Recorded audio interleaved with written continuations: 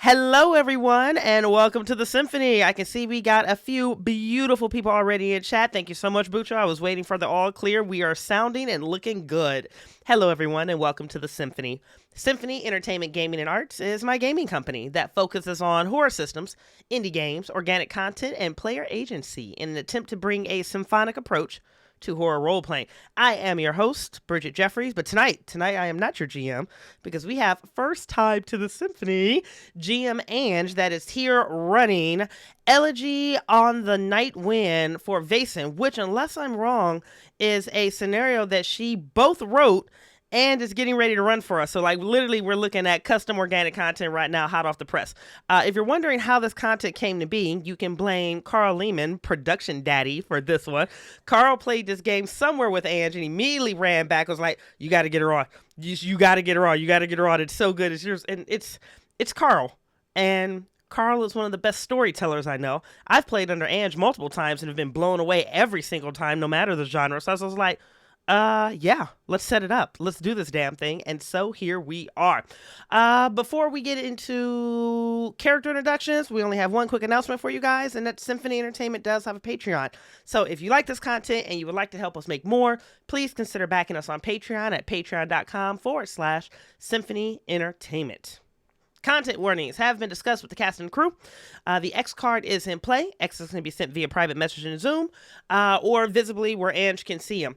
The other safety tool that Symphony mandates is the traffic light method, the green, yellow, red temperature check, which can be called by cast or chat at any time. If a safety tool is activated, there are no questions asked and there is no judgment pass. So, without further ado, let us unveil this cast. Cast members, please introduce yourselves. Tell us who you are, where people can find you, some of the things that you do, and Bridgett, did you finally drown Nate for good in the lake? Let's talk about Nate. Listen, it's 2025, and 2025 is already swinging. I have a head cold. It is scary to look on the news. It is scary to go outside right now. Nate got hit with real life, so we love Nate. We wish Nate was here, but listen, the struggle is super real, so Nate couldn't join us. So that's where Nate is. But Bucho, while you're there, why don't you, I know, big love. Bucho, while you're there, give me the fun question that we're going to ask the cast. You got 5 seconds to type that shit out, so hurry up. What is the Symphony surprise question? We're playing Vaesen with Faye, Elegy on the Night Wind. What's going to be a fun question? You're not typing fast enough, Bucho. You're so useless. Oh, that's a good one. So, Cass, tell us who you are, where people can find you, some of the things that you're into, and the Symphony surprise question is, what are you doing this weekend? Skip, take us away, baby. Hi, my name is Skip. I go by Skip's a Keeper on Discord. You can find me a little bit of everywhere. I'm here on Symphony. I seem to be all over the place. Yeah, you are. I'm sorry. I do try to clean up after I leave, though. So, that's. I'm a cast member over at the Old Ways podcast. I've been on Miskatonic Playhouse as well. So I'm making my rounds through all the really cool podcasts and everything. And Symphony has been my home since the very beginning for me. This is the first time I've done a live stream was with Symphony while I was on vacation at the beach. Real bad. So that's how committed I was to bring the beach a little bit closer to everybody at that time. But I'm excited to be here. This is my first time playing this system, so I am looking forward to see what Ange has to offer. And what am I doing this weekend? What am I doing this weekend? Oh, I've got a D&D game Sunday. Oh, enjoy. Yeah. And then I am going to sit here and stress because my daughter is going to college next year. So, what little 3 hairs I have left are probably going to get pulled out this weekend. Listen, we'll sit and stress out with you, baby. We collectively will stress out with you because we follow your daughter on social media. We're here for all of her awards, all the fun graduation. We're here for it. So we'll stress out with you with your baby leaving. You did not get my brain. Let's put it that way. Yes.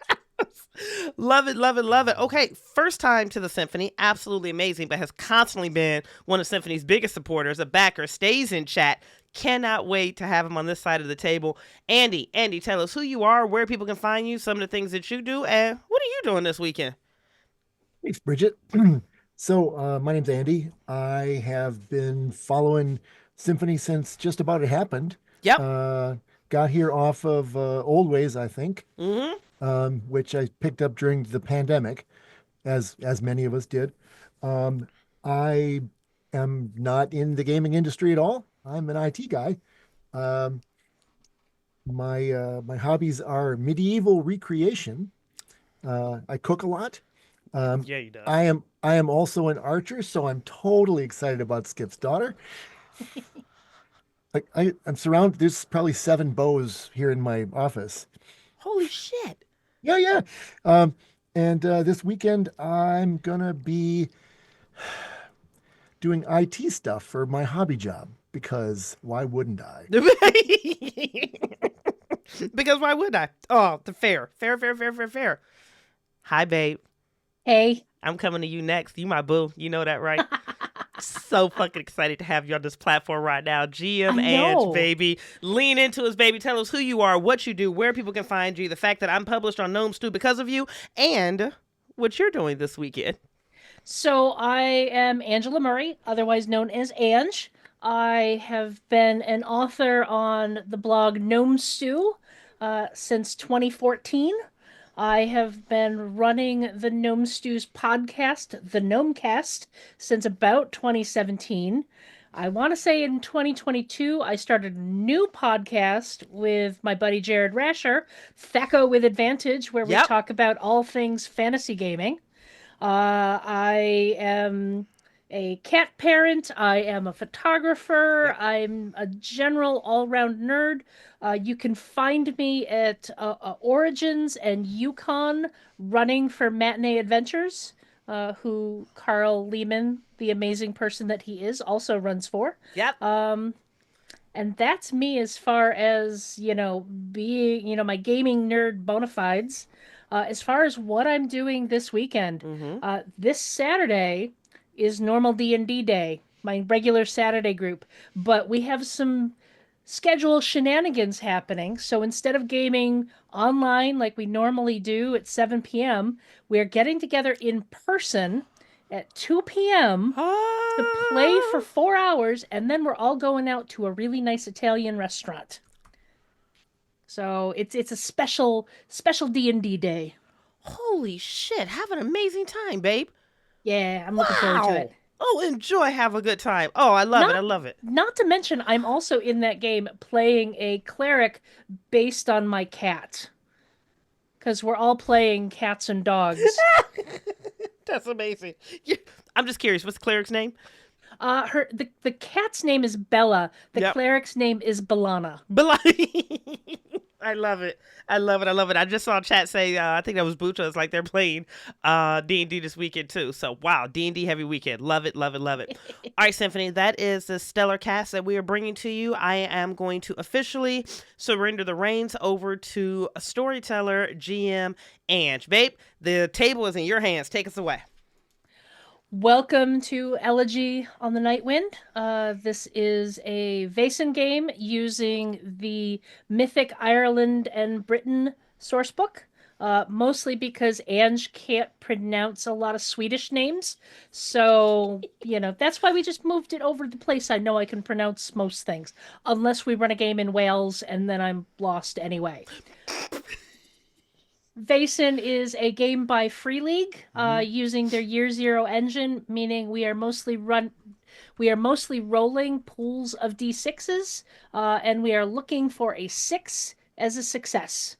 Vaesen is governed by 6 principles that I want to go over real quick because it's not monster hunting, it's not just horror, it's mysteries involving the supernatural. Mm.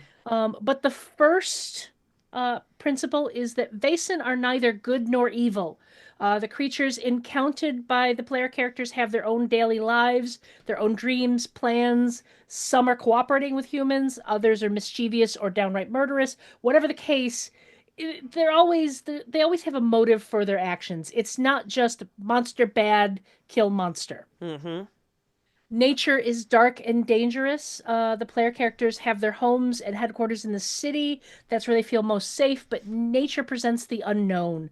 It's where, that border between the old and the new is happening. Speaking of, The world is changing. The old world is being swept away by industrialization, and signs of this often violent shift are everywhere. Abandoned farms, paupers on the street, and confused supernatural creatures trying to figure out their place in this new world. I should also mention what I should have said at the beginning. This is a game set in the nebulous 1800s Mm-hmm. during the era of industrialization. So it's pre-modern times, but it's a nebulous time period because we're not going to get into any historically accurate stuff. In this game, knowledge and cunning are the keys to success. The mysteries of Vaesen can rarely be solved with violence. Instead, it is a matter of using your ability to study clues and contextualize the information so you can try and understand what's going on and what the actual solution is. The journey is part of the goal, and you will not survive without each other. The player characters will face creatures that the mere sight of can drive you mad, but you guys together can deal with this. Okay. All of you are playing characters who have had experiences with the supernatural and therefore have had the awakened sight, which means you are better able to recognize and engage with the supernatural. And as a result, you have bonded together to go out and deal with situations where things are happening. Where either there's some sort of conflict between the supernatural and the modern world, and people are being hurt, or Vaesen are being hurt. Basically, you are there to find out what's going on and try and fix the problem. Okay. So why don't we find out who we have today? We'll start with our youngest, Ursula Farley. Ursula is about 22 years young. She constantly wears one of those full cloaks. It's green, kind of close over her back. Otherwise, she's wearing, I would guess, maybe like a simple farm dress would be probably the best description of Ursula. She does have a scar, which we'll get into in just a little while, where that came from. But she loves the occult. She has these visions, and they just kind of sneak up on her, and she just never knows when that's going to happen. She could be in a conversation, and then all of a sudden, bam, she sees something, or she notices something, or she hears something, and it immediately grabs her attention, stopping her from whatever it is she's doing, because she wants to listen. She wants to know what's going on. So that's kind of what Ursula is. And we'll see how that unfolds. Love it. Dr. Patience. So my character is Dr. Patience Enright. She is in the peak of her power. She's about 37. She's old enough to know what's going on and young enough to mess up with it. She's solidly built. Wears utilitarian clothes because she's doing doctoring in this part of the time, which is a messy, dirty business. But her goal is to, protect the people who need protecting, because so many do in these troubling times of change and strife. And then we'll see how it goes. Nice. And Professor Agnes. Yes. And just before I hop in with my character introduction, Skip, I had you move your boom arm out of the way so we could see you, but then it put your mic in a way where when you're talking, we're getting like this weird reverberation. Can you just sound check me really fast? Oh, of course you're muted because it's Symphony. Oh. That was weird. Oh. Nope. Keep talking to me, babe. Okay, check one. Test, Here test. we go. So much Okay. better. Okay, we're clear. Sorry about that. No, that wasn't your fault. I had you move your boom mic, and then it was doing it's technology. What the hell can we do? Yes, I am playing Dr. Agnes Edwards. I am 53 years old, but I probably look about a decade older than that. I am worn, I am weathered, but that doesn't stop me from being super energetic and very spry. I am a cross between a sagely looking professor and then possibly a houseless individual. So, I'm wearing wearing a big, large, oversized skirt that has been mended 15 times to hell, mismatched vest beneath that, but then a cloak that's mismatched and tied together with something that probably shouldn't be tied together. My hair is completely white, and it's typically going in 2 different directions at any point in time. The only thing for sure that I have together that looks like any type of money or investment was put onto it are my glasses. I at least have those together on a regular day basis because oh my God, I almost did that. He can't see without his glasses, but none of us need that stress tonight. But yeah, I am an academic and I am very, we will say, relentless when I need to chase down a fact, even if that means I might have to create some facts to make that narrative work for all of us. We open in early fall when a letter arrives to your headquarters addressed to Professor Agnes. Ooh. Upon opening it, it reads, "To my frequent correspondent, over the years I have answered your incessant questions whenever they were received in the past. I believe my correspondence and invaluable expertise have been of use to you, as you have always expressed profuse thanks for their arrival. As a result, I am calling on you to repay the services I have provided you. My understanding is that you and the others of your cohort are known for investigating unusual circumstances. I am currently the victim of the most unusual circumstances, which I believe fall well into the realm of your interests. Immediately, you must journey to my home, a location I have allowed no others to visit. My home is a well-situated cottage on the grounds of the Blair Whitney Castle, some distance north of Glasgow. To the matter at hand, I have received troubling portents of my demise, and it is most definitely not my time to slip this mortal coil. I have far too many books to yet read and treatises to write. I expect a reply forthwith and your arrival soon after. Yours in correspondence, Magnus Bequeath." Magnus always did know how to write a letter, didn't he? It sounds just like him.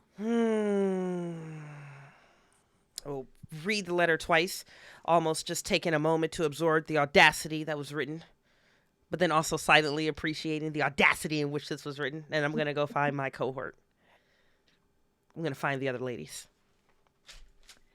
Where would Ursula be on this this fine fall morning? Ursula would probably be outside somewhere, just kind of walking around, smelling the flowers, maybe doing a little dance as she hums to herself. She hasn't had any visions in the past day and a half, so she's just kind of enjoying the peace a little bit and the tranquility. I'm going to wind up hobbling that direction. Ursula, we've received a correspondence and a new mission. Wait! I knew you were coming. I felt it. The daffodils started talking. They said, "The professor is coming. Look behind you," and you were there. But they didn't tell me why. Why? My eyes just float down to the left, and I'm just going to glare at the daffodils with another, oh, the audacity of these daffodils. I don't actually believe the daffodils said anything, but I also can't prove that they didn't. So I'm just going to let this moment pass as I glare at them. I need to find Dr. Patience. Do you know where she is? No, I haven't seen Dr. Patience. I slip my arm in yours, and we're going off to find Dr. Patience. I trust you to find her. And where is Dr. Patience Enfield? So Dr. Patience Enfield would be at the clinic, which is nearby, tending to the people that need tending to in the morning. There are the usual assortment of sick children and injured tradesmen, and it is just one person after another. You get them what they need with the resources that you have, which are okay because the clinic is doing fine, patients is doing fine, and we can afford to do the things. So then we are going to head in, and this is going to be one of those things where like I'm moving children out of my way by putting my hand on the top of their head and just like moving them that direction. It's not as rude as it is like rude, But there's some affection in it. Like there's a little head scratching, but like, a little 7-year-old boy, let's move that way. Oh, there's that crying child, let's pick you up and move you over there. Yep, parent, hold the child. I'm gonna work my way back with Ursula until I find Dr. Patience. You find her there. She's working on a dock worker who has a sprained arm. This is an arm. It is not a crane. You cannot lift things that are that heavy with that arm without hurting yourself. Come on, Doc. I gotta work. You got to work, but you got to keep your machine working because you got to work for a long time. Tell me about it. Ah, Dr. Agnes. Patience. Yes. Welcome to my office. Yes. You'll be leaving it soon. We have a mission. We're on assignment and we should leave soon. Okay. Let me just finish up with these last few people. Oh, and wash your hands. I think that one has head lice. I dart out of the room. Probably an hour or so later, you guys can gather back at your headquarters to have a discussion about what Professor Agnes has for you. What is it, Professor? What has? You look anxious. You look like there's something wrong. I can't say that there's something wrong, but I do get very excited when we are called upon for our experience and our expertise. But it's also Magnus. And that pendulum can swing multiple ways. But Magnus McCreath has reached out to us, and then I'm just going to read that letter to them that you've already read aloud, and then I'm just going to hand the letter over to Ursula. Ursula will take the letter and just kind of look over, following each word with her finger. She'll put it down. She'll reach into her pocket, pull out this little bitty orb, and she'll just kind of sit it right next to it and just kind of stare longingly into the orb, and nothing happens. So she stares at it a little bit longer. She looks back at the note. She looks back at the orb, smiles, puts the orb away. The orb says to listen to you, Professor. It's a wise orb as far as I'm concerned. Doctor, any impressions on the letter?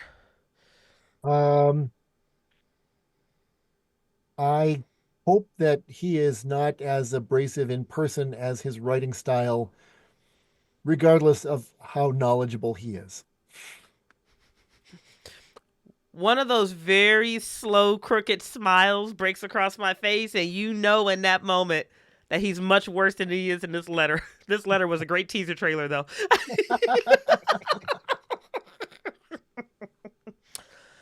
He didn't specify the nature of this threat, but his urgency and the fact that he's outsourcing to us tells me that this is of some significance.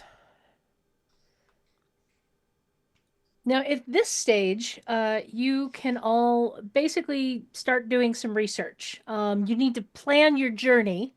The journey will take a couple of days because Glasgow is about 400 miles away. You guys are in London. So it'll take, the train will take about 20 hours Okay. with, some extra time for stops. But before, as you're arranging for that travel, you can also take some time to look into things if you would like. So each of you could tell me something you want to try and learn more about from a distance, so to speak. Ooh. I would probably do a little research on that castle. Mm-hmm. That's a good call. Okay. Why don't you go ahead and give me our first roll of the night? Hey! And give me an investigation roll. Okay, so that's investigation is 2 plus logic is 4 is 6 dice. Yep. And We're looking for sixes. I'm also looking for 6s. Good luck, baby. I got 2 successes. Oh, excellent. You know that Blair, you do a little bit of research, a little bit of digging, and Blair Winnie is a castle in the hills above Loch Lomond. Mm. It is several hundred years old, and it has belonged to the Grey noble family for many generations.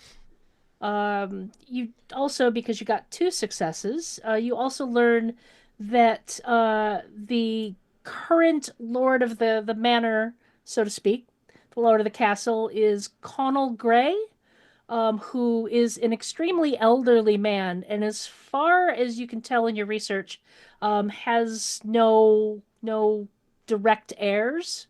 Um, the family was once known for their lavish parties, Oh. um, but around the time it seems that he may have inherited from his father, he kind of became a little bit of a hermit and isolated himself in the castle.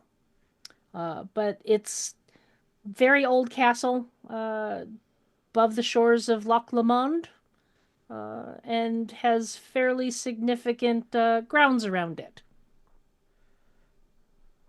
Interesting. Good things to know. It's fall. It's Scotland. The weather will be foul. And quick question. You said that this castle is owned by the Grey family Yes. historically. Do we or do I know just from my relationship with Magnus what Magnus's relationship is with the Grey family or the Grey family estate? I'm gonna actually give you some of this information because you would have had a professional relationship with Magnus. Okay. Um, Magnus is a bit older Okay. than Professor Agnes, but he was also a university professor at the same institution you taught at. Okay. About 2 decades ago, he left his post and took up residence in Scotland, basically because he told everyone he wanted more time to read and write. Okay. But if you would like to make an investigation roll, I can give you some more on that. Oh, I would absolutely love that, please, babe. Just to make sure I have my life together right now, my investigation is a 2 and it's tied to logic, and my logic is a 4, so I'm rolling 6d6. Okay. Yep. I got 2 6s, and that's it. 2 6s. Excellent. No, that's a really good roll. Even though he never told you this, you are aware that he retired due to medical issues, Okay. which were increasingly inhibiting his mobility. Okay. Very stubborn man, so he didn't want to deal with the public, students having to, see that he can't walk or having to get around in a wheelchair or anything like that. Yeah. So he retired to this cottage. As far as you know, he has no relation to the Grey family, the Grey Okay. nobles, but the cottage was available for rent, and that's where he set up. Oh, okay. Okay. And Ursula. I think Ursula is going to concentrate on maybe understanding or seeing what kind of Vaesen are in the area Mhm. that may Smart. be affecting whatever is causing this issue that's there. Okay. Um, so I guess I would like to do some investigation on that. Okay. So I also have 6 dice, but my crystal ball says I get a +1 bonus. So are you doing this as a ritual? Kind of like your own personal seance to see if you can, use your special connection to the supernatural to see more. Yeah, I'd like to see I would actually like to lay eyes on any Vaesen that may be in the area, Okay. and at least maybe get a look at the area itself before we even get there. Okay. That's Oh, possible. Mhm. that's hot. Excellent. Okay. So what does the +1 add to? It's a extra die. It's an extra die. Okay. Yep. Anytime you have a plus from a talent or an item, that means extra dice to your roll. Awesome. Okay. I have 2 6s. Well done, baby. Nice. So describe to me what this looks like. How do you set yourself up for this ritual to get this glimpse into this mystery? Okay. So since we're looking at an area, what she's going to do is set it on like a little table, like you would if you're thinking like a seance or something like that, there's the little ball is right in the middle of the table. She'll pull out a couple of rose petals, pull out a couple of twigs, and pull out a couple of rocks to get some of the nature feel to the ritual that she's using. So she'll run her hands over there and just kind of hum a little jaunty Oh. tune and just kind of stare longingly into the crystal ball and concentrate first of all on what the cottage itself that he lives in is going to look like, and just kind of pan out from there and see if she sees anything out of the ordinary. So you settle into this trance. Your vision kind of goes into the crystal ball, and then you find yourself flying over the countryside with a bird's eye view, like you're a hawk or a pigeon, flying high over the land, and just the British countryside just rolls beneath you and then becomes the windswept hills and the rolling countryside of the Scottish Highlands. There's a glimpse of kind of Glasgow in the distance that you pass over and continue heading north.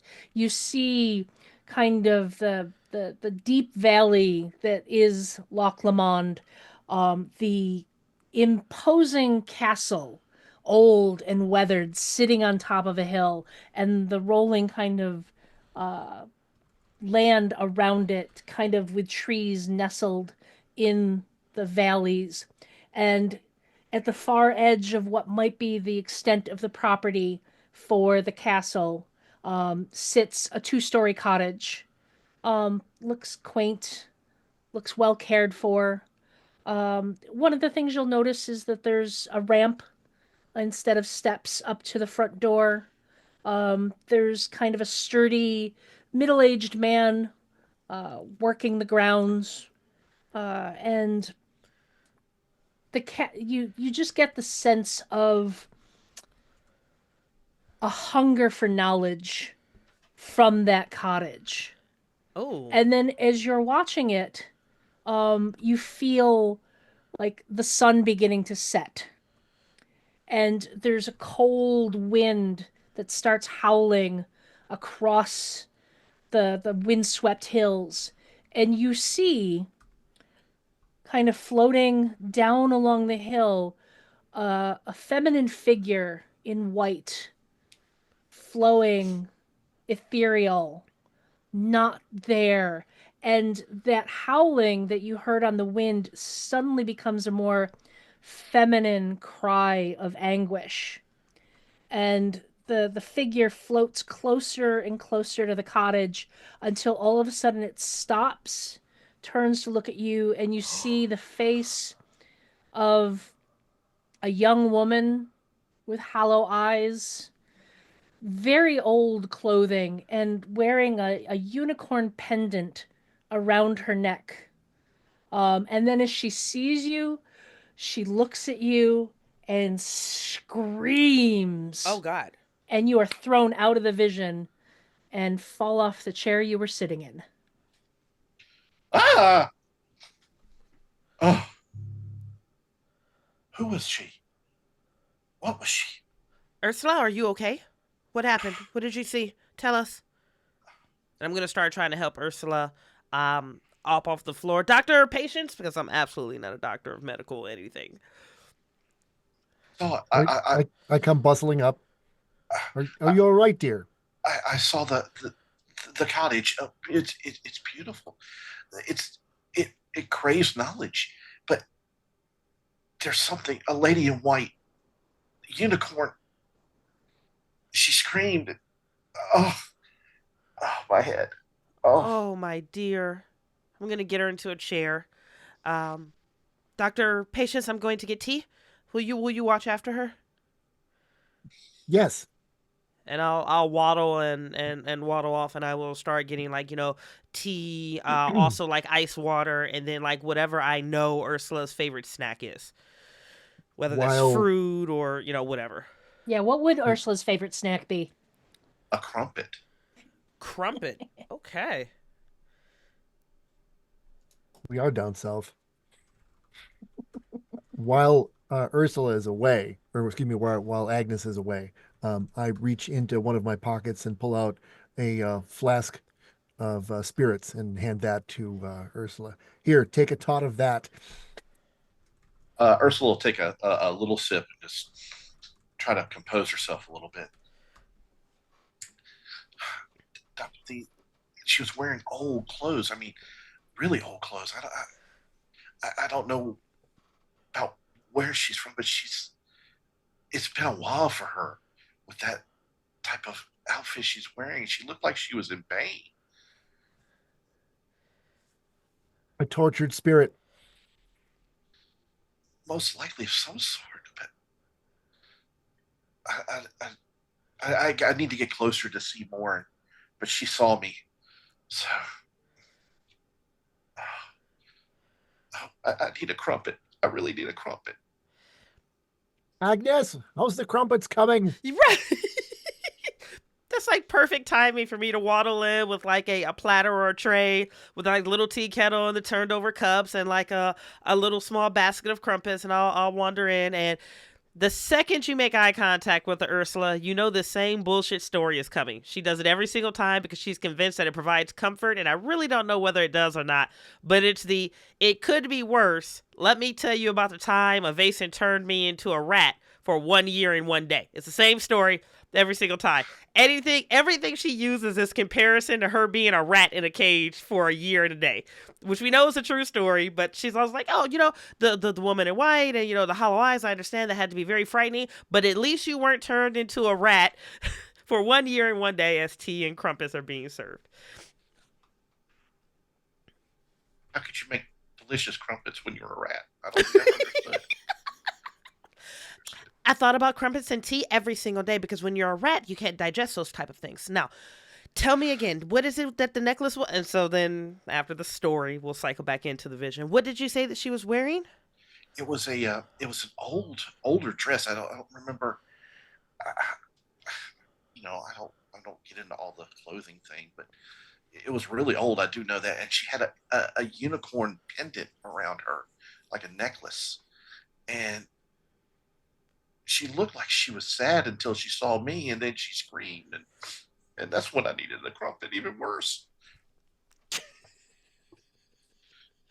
They're so tasty. How much, Dr. Patience and Professor Agnes, how much do you think either of you has paid attention to fashion? Zero. Not at Absolutely all zero. here. Yeah. Not even a little bit. Yeah, then old clothing. I mean, I often wear pants, for heaven's sakes. Exactly.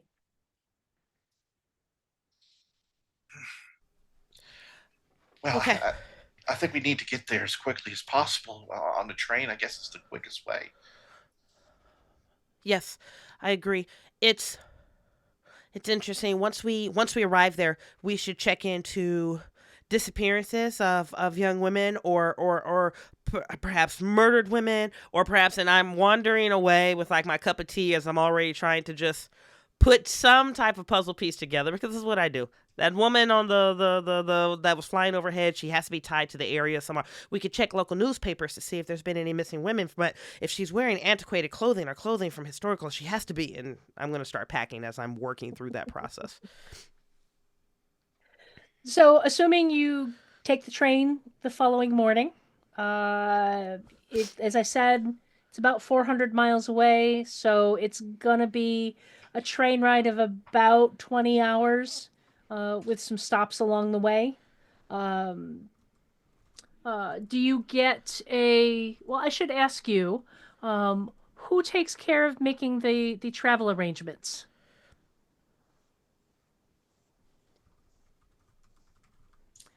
I will say that Professor Agnes is the one that has the money. That sounds like I'm handling the travel arrangements. I tried to get out of that one, but nope, that will just be. I will handle all of our travel arrangements. Given the urgency, I will spend whatever upcharge fees are required to get us there either quickly or as comfortably as possible. Yeah, it's probably more a matter of comfort than quickness because there's, there's multiple trains that go, but they're all going kind of the same speed, and they're all generally going to stop at the main stops along the way. along But the you way. can get yourself like uh my mind is blanking on the name for like a room that is for you guys. Cabin? Cabin. Cabin. Sleeping There we go. room. Yep. Yeah. It would be first class. Yeah, a So first like a first class class cabin. Okay. room where it's just you three. Perfect. Now, one of the things that we do in Vaesen is on your journey, you can set yourself up for an advantage. So the Oh. way this works is you tell me something you are doing on the journey and how you feel that will help you with a role in in the future. This could be anything from wandering to the dining car and talking to people to find out more about the location, or sitting down and reading your books, or meditating or exercise, something you are doing, and then a skill that you want to have a bonus on for the future. Oh, that's really interesting mechanic. Okay. Oh. And this bonus will give you +2, so 2 additional dice on some future roll once later in the adventure. Oh. Okay. Skip Okay, or I have an Andy, do you idea. guys have ideas? Okay, good. Yeah. Jump out there, baby. Okay. Since you're going to be in the car with Ursula, every now and again you hear a cooing sound, and it doesn't come from Ursula. Um, this goes on for about an hour or two into the journey, but in every little bit, you'll see that she'll take a bite of one of the crumpets that she borrowed to, to go with you on the journey, and she'll like tuck it into her pocket. Well, eventually, she'll open up her pocket, and a little pigeon just kind of pops up and pops on her shoulder, Oh. and she will just continue, just kind of talk to him like he's carrying on a normal conversation about how good the crumpet is and everything like that.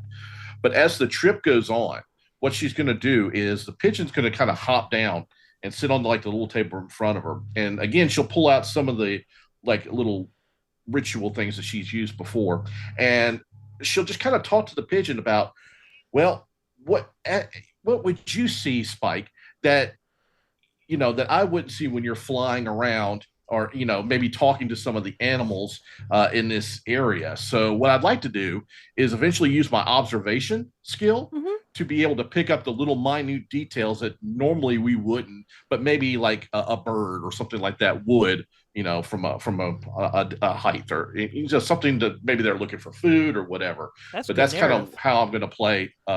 Maybe getting a bonus in my observation. I like that. I like That's that. good narrative. So go ahead and jot that down, and at some point when you want to pull on that, just let me know. And then Skip, just really fast because it's happening again. Can you pull your mic closer to you again? We're still getting that weird room, room, room. Really? Okay.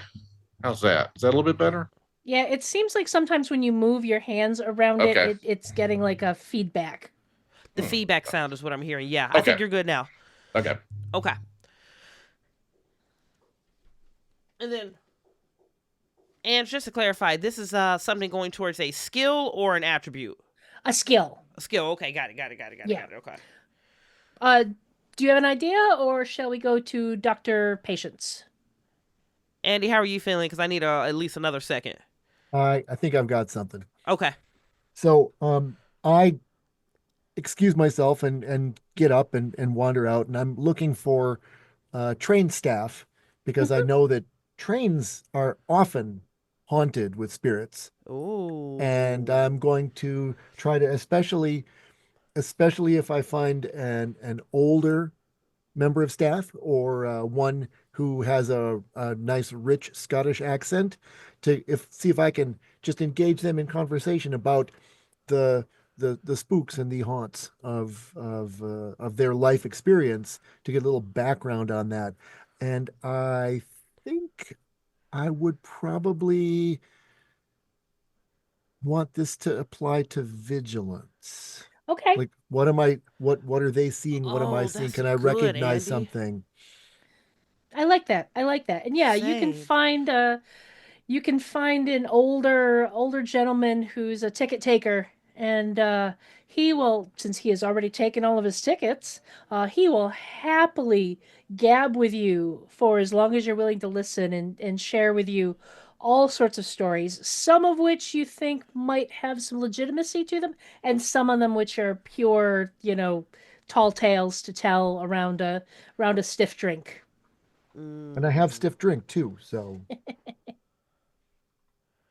And Professor Agnes. Yeah, quick question for you, GM Ange. What does inspiration as a skill actually do? Inspiration as a skill. Let me find my little cheat sheet. Inspiration is the ability to address a crowd, encourage and guide your friends. So it's basically um Oh. it's inspiring somebody to do something you want. Very interesting. Okay, because I'm unfamiliar with it, I'm going to lean into it. That'll be a new mechanic that I can learn Okay. here live on stream. So we're going to do the inspiration. If this is inspiring people to do what I want and it's based on empathy, I think I'm going to be very similar to what Dr. Patience is doing, but I'm going to do a different approach. I am going to make my way through the cabins all the way through to like the first class where we are, all the way to like whatever their version of economy is, or like, hey, we actually just traded you labor for a ticket ride there. Yeah. And I want to target people who actually live in this area, and I Okay. just want to listen to their stories. I Okay. just want to operate from a pure place of empathy where I can it's almost like taking the temperature of the room, of Hmm. just understanding their experiences, their hardship, their struggles, their folklore, their tales, things of that nature. I just want to integrate with the community that's there. It also gets you exposed to the Scottish accent, which can be a little Yes. daunting at times. I wish I could do the Scottish accent, but it's like, oh, that's right. That's where I'm heading. Oh yes, yeah. So yeah, part of that integration and that metabolizing the experience. Total random side note: RX Oliver is in the chat right now, and he just brought up the fact that the unicorn is I think he said it was the national animal for Scotland, which is just absolutely just. Ange, I love your writing. Just had to throw that out there. Sorry, on you again. Sorry. So you journey pretty much through the night, with just the train slowing down through the English countryside. Eventually, you can start to see the difference between the southern English lands and the more northern Scottish lands, with the rolling hills. The sky is heavy and gray. You can see that further south when you're in London, yes, it's early fall, but the trees are still mostly green. Now that you're further north, you can see the trees are definitely starting to turn.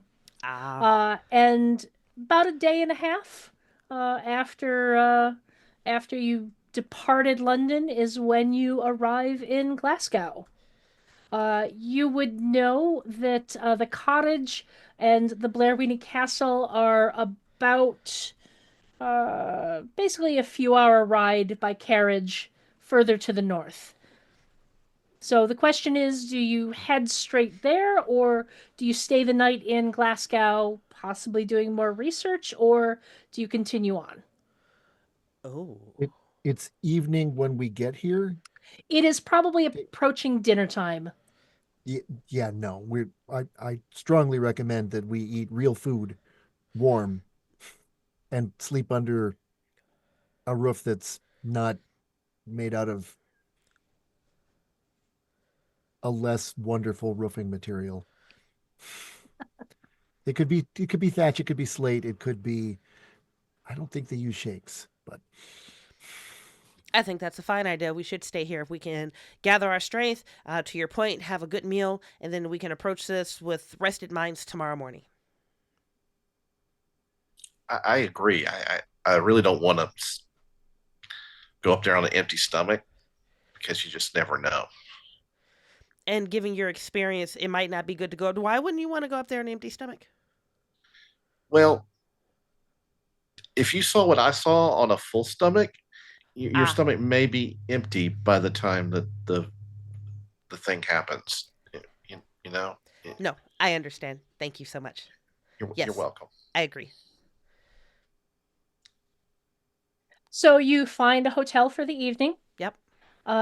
Anything else you want to do or leave first thing in the morning? How far is the castle from where we are right now? You said again. It's about a 3-hour carriage ride to Blair Whinny Castle.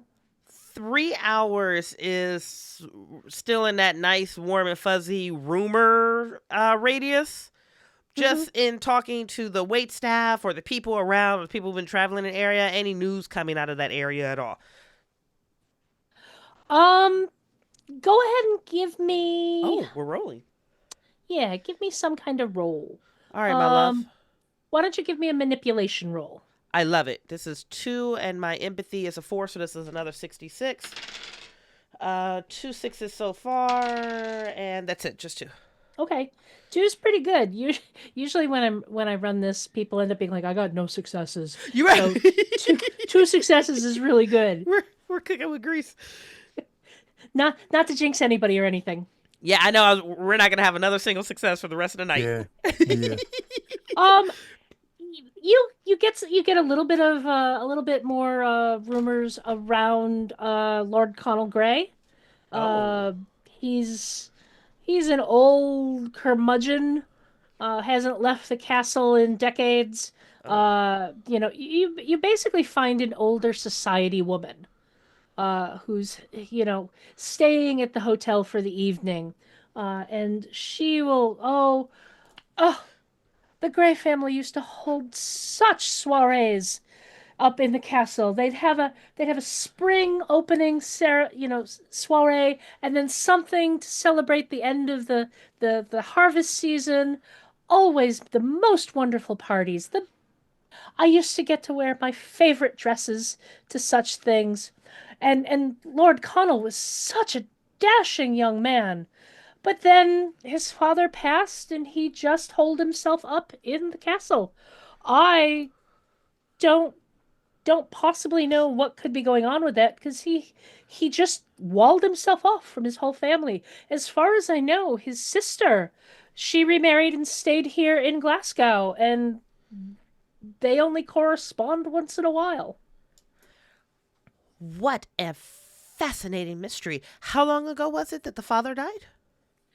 Uh, oh dear, probably. Uh, oh, I do not want to say it would give away my age. Uh, but Oh, darling. several decades ago. Interesting. Lavish parties, opulent lifestyle, and then suddenly it's just everything shut down. He walled himself up there, only speaks to his sister in letters. How You interesting. you would guess based on her age that you're probably talking about he's probably held the title for about 50 years. Okay. Oh, okay. All right. That is so interesting. Thank you so much. And you say the sister, she's here in town. I believe so. I believe she's still here. Although the last I knew, Moira was not always able to hold a conversation anymore. But her daughter is here. And what, I'm so sorry, what is it that you said Moira's daughter was? Name again? Elise Colville. She's a fine young woman, though I do believe she married below her station. How scandalous. I'm going to continue drinking my tea. But yeah, you can get basically some more gossip and the fact that the Lord's sister lives here in the city. When I do get back to my, I almost called it my coterie. When I do get back to my compatriots, I'm going to share the information about Lord Connell and Moira Hmm. and Elise. I do believe Moira and Elise are in town. Would that be worth speaking to in the morning prior to our departure, or should we head out? Oh, definitely worthwhile, I think. Let's find out. And she'll pull out her little crystal ball again, uh, and just kind of wave her hands over it and look deep inside and see if she can like sense any trouble or anything like that with this decision. Would that be possible? Yeah, sure. Okay. what would I roll for that? Like investigation or Yeah, observation? let's do investigation, and you can add the +1 for the Oh, crystal ball. perfect. Okay. Hey, All so generous. As I said, I'm a cream puff GM. You right.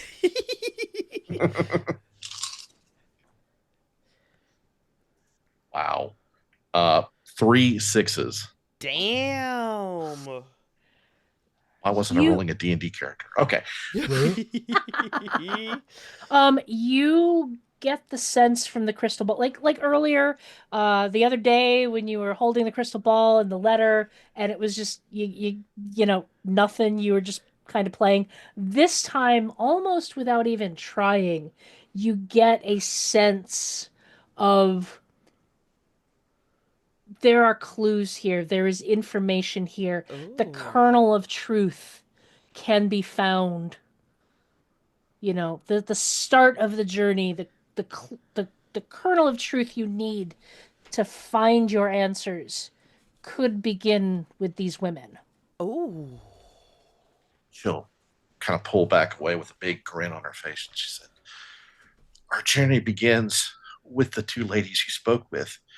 Clues abound. And maybe crumpets, And maybe crumpets. but clues definitely. Good. Good to know. So, being this is that 1800s period, the polite thing to do would be to send a letter this evening requesting an audience in the morning. Oh, look at that. Okay. We do so. Actually, slight trivia tangent. In London in the late 1800s, sending a letter to somebody was almost as quick as sending an email in the 1980s. Basically, because they had so many messengers running around that you could get several exchanges in a day. Yeah, it was Wow. incredibly prolific writing, information exchange, especially in the cities. Further away, not so much. Glasgow's a little smaller than London, but you can still get a message out this evening. Dope. And it would land to them and okay, all right, Mhm. we do so. We get a letter out requesting or notifying politely of our incoming arrival. Yes. And actually, before probably around 9 p.m., before it's too late for polite society, you get a response welcoming you to join them for breakfast tea. Oh. Oh. Actually, it's Scotland. They probably wouldn't offer tea, but they'd offer you can come for breakfast. Love it. Okay. I'll share that with Ursula and Dr. Patience. Anything, Dr. Patience or Ursula want Dr. Patience, is there anything you would like to do this evening? Since Ursula got to do her magic. Um, Other than making sure that I am topped up on spirits, I- because they're good for what ails you, really. Yes, yes. Yes. You can definitely do that. So morning comes, and you head over to Elise Colville's home. She has a lovely kind of row home in a nice neighborhood. And one of her staff will greet you at the door, and you can tell that this family it's well off, but it's not wealthy levels. It's not nobility. So in the 1800s, there's this weird dichotomy between actual wealth and nobility. The Oh yeah. nobility had the titles and the prestige, but they didn't have the money. The money was mostly in middle class families, uh, middle class business owners and And industrialists. merchants. Yep. Yep. Okay. Yeah, so you had this weird dichotomy of the two of them kind of vying for influence with each other. The middle class wanted the prestige of the nobility wanted the money. Yep. So you can tell that this is a well-off family, but not necessarily super wealthy. Okay. But there's a maid that greets you in the door and brings you in. You meet Elise Colville in. She brings you into the study where they have, you know, breakfast with tea and light fare set up. She is a woman that she's probably about your age, Professor Agnes, maybe a little older. Okay. Very well to do, and thank you. I was surprised to see the missive requesting a morning audience, but I'd love to entertain you. Uh, what can I do for you? And I swing immediately and look over at Dr. Patience. Yeah. We are on our way to the castle, Blair Winnie Castle, uh, to come to the assistance of one of our dear correspondents. Um, and we were delighted to find out that someone who is from Blair Winnie Castle was here. We were interested in if you would be so kind as to just give us a little background on what tell us about the home of your youth. Oh, I don't know that I could say that I am from Blair Whitney. I remember going there as a child, with my mother. I have such fond memories of running the grounds and visiting my grandparents, and the parties they would throw. It was always a lovely time, but that ended. I was probably around the age of 9 or 10 when my grandfather passed, and after that we never really returned to the castle very often. I don't know if there was a falling out between mother and my uncle, but after he inherited the title, the the castle seemed to lose its luster, so to speak.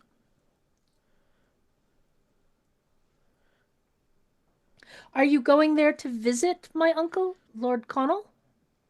Well, it would be rude for us to visit someone in one of the grounds cottages and not visit his lordship.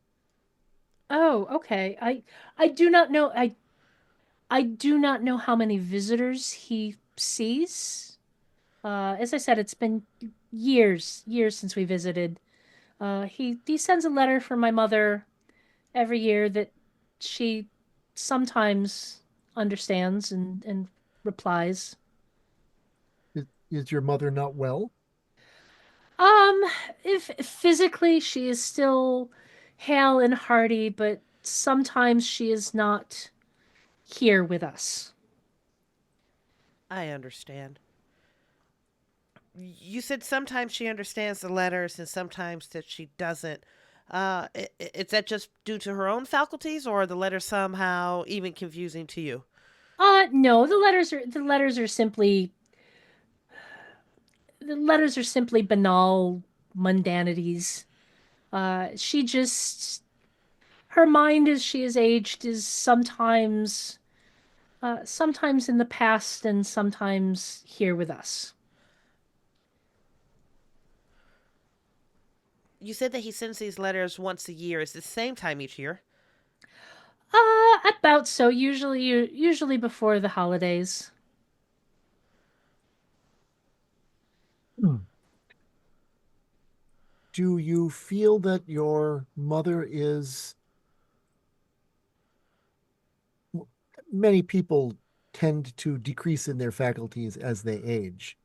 Do you find that she is diminished before her time? Oh no, no. She's lived a very long and full life. Uh, Her mother would be in her late 80s.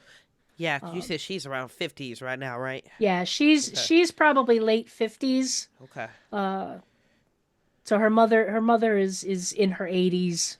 Mhm. Um, it- some days my mother is in better spirits than others. But she is still physically hale. Do you remember what you wore while you were there last time? Oh goodness. It was Empire Waste style. She describes a style that's probably about 50 or 60 years old. And it's shared from the perspective of a child remembering something from her past, Yeah. but it doesn't necessarily sound all that different from what you saw the ghost wearing. And, and how long ago were you there? I'm so sorry. Oh, it was some 50 years ago that my uncle inherited the title and the castle. Thankfully, my mother had married well by then. Well, thankfully, my mother was already married By then. uh, by then and had didn't need to depend on her parents' uh, fortunes any longer. But it was about 50 years ago or so that the last party was there. Miss Covell, is your mother here? Is Moira here in this home? She is. I can see if she's up for seeing guests, but I would ask that you are gentle with her. I'm given to understand that you are a doctor. She looks to Dr. Patience. I am. So you would understand what I speak of. Oh, yes. And she'll basically bring you back to kind of a sitting room towards the back of the house. It's almost kind of a sunroom. Looks out on a little bit of a backyard, has more windows. And sitting there is an elderly woman, uh, very, you know, frail, but doesn't necessarily look like she's gonna break at any second. But Yeah. she's playing with like some colored stones on a tabletop, and she looks up and she's like, "Hello." Hi. Hello. Good morning. Thank you for seeing us. And Elise will kind of introduce you, but you can tell that her mother's not quite registering. She's like, "Oh, are you to go on a Hmm. play date?"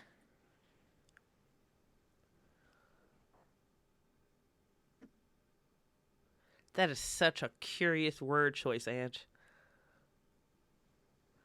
I playdate. I am unfamiliar with the concept. How do you define a playdate? Oh, it would be arranging time with your friends and going and doing a variety of lovely and fun things. I guess in a way, yes, we are on our way to a playdate. I've never heard it articulated that way. Thank you for Oh, sharing that. are you all friends? Are we to be friends? I would enjoy very much if we could be friends. Always a lovely thing to make new friends, is it not? Yes. Yes. I miss my friends. I miss Fiona. Well, tell us about your friends. Um, so Ursula, you kind of like when she says Fiona, you get that Ursula tingle. Am I a little scar? Okay. Yeah. But she starts naming. You can tell that she's basically telling stories of her youth, Okay. although she may not think of them as being stories of her youth. But she names several, young women, and she's like, and then there was Fiona. Fiona was my favorite. She was the best person in my life. So beautiful, so lovely, and she could dance. I always wished that I could dance like her, but then Fiona went away. Where did she go? I don't know. They said bad things. there was bad things, and I didn't believe them. But they said they said she was wanton. They said she was a loose woman. And then she's going to just start breaking down in tears.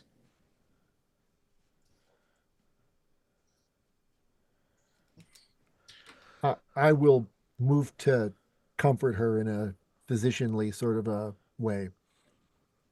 Um, why don't you give me why don't you give me inspiration? Ooh, here we go. Okay, that's also 6 dice. No, that's yes, it is. Cool. Good luck, These baby. these beefed up characters are great. Pulp Vaesen. 4, 1, 2, 1. That's one success. Um, you can get her calmed down, but she is definitely like kind of to protect her own psyche. She's moved on. Mhm. Okay. Like she is like her memories have like taken those memories, put them away in a box, and now she's speaking of she's turned to Elise and started asking where the grandchildren are. She would like to see the grandchildren. Okay. And Elise at this point is like, I Mother, I do believe it's I'll reach out to the grandchildren and see if they can come visit. But I do believe it's time to she's gonna try and shuffle you guys out. Mhm. I'm actually going to address Elise on this one versus going directly towards Moira. We are on our way to the grounds. May we ask her if there's something that she would like us to carry that direction or give to her brother, or if there's a message? I don't want to upset her, but we're heading that direction anyways, and we have to come back through Glasgow on our way home. So if he had something to relay, we could also bring it back. I don't believe so. It's I have a letter that she wrote. I don't believe it makes too much sense, but I can ready it to go with you Um, or my if uncle. Lord, is it Connell? Yeah, Yeah. Connell. If Lord Connell will see us, I give you my word that it will be delivered. I do apologize. She's some days are better than others. I think she's perfectly charming. Thank you so much for giving us an audience. That's very much appreciated, especially on late Yes. notice. I hope your travels are pleasant. I do miss the grounds. It was a lovely place of my youth. As we're heading out and like the door is shutting behind us, I am going to ask Elise here is like, Fiona, this was a childhood friend of your mother's. Do you know what actually happened to her? I I was too young. I only heard the adults talking in whispers, and it had happened several years before um, I was old enough to understand what they were talking about. But she was a peer of my mother and uncle, and apparently shamed her family to the point that the family lost their fortunes and Oh. titles, and so Oh. my mother was very fond of her, but tried not to talk about her. It's only in her later years, as she slips into her youth, that she sometimes talks more openly about Fiona. Fiona Ferguson. Ferguson. Fiona Ferguson. Okay. Thank you so much, Miss Yes. Colville. You've been very hospitable and very helpful, and that is very much appreciated. We'll check back in prior to our departure home. Yes. Have a lovely trip. Mhm. And if you may, we could pause here and take a break and then pick up with you arriving up north near the castle and the cottage. That is absolutely amazing. Okay, Symphony, we are going to take. So, Ange, as a rule, I'm like, yeah, let's take a 5-minute break. No one ever arrives back. At the like nobody. Like so if I say a 5 minute break, we're gonna start the stream 10 minutes later anyway. So what I'm gonna do is just go ahead and put us on a 10 minute break because I know how this works and we will see you guys in 10. Symphony, thank you so much for sticking with us. You guys are awesome. We're gonna go on break and we will see you guys here in 10. Bye.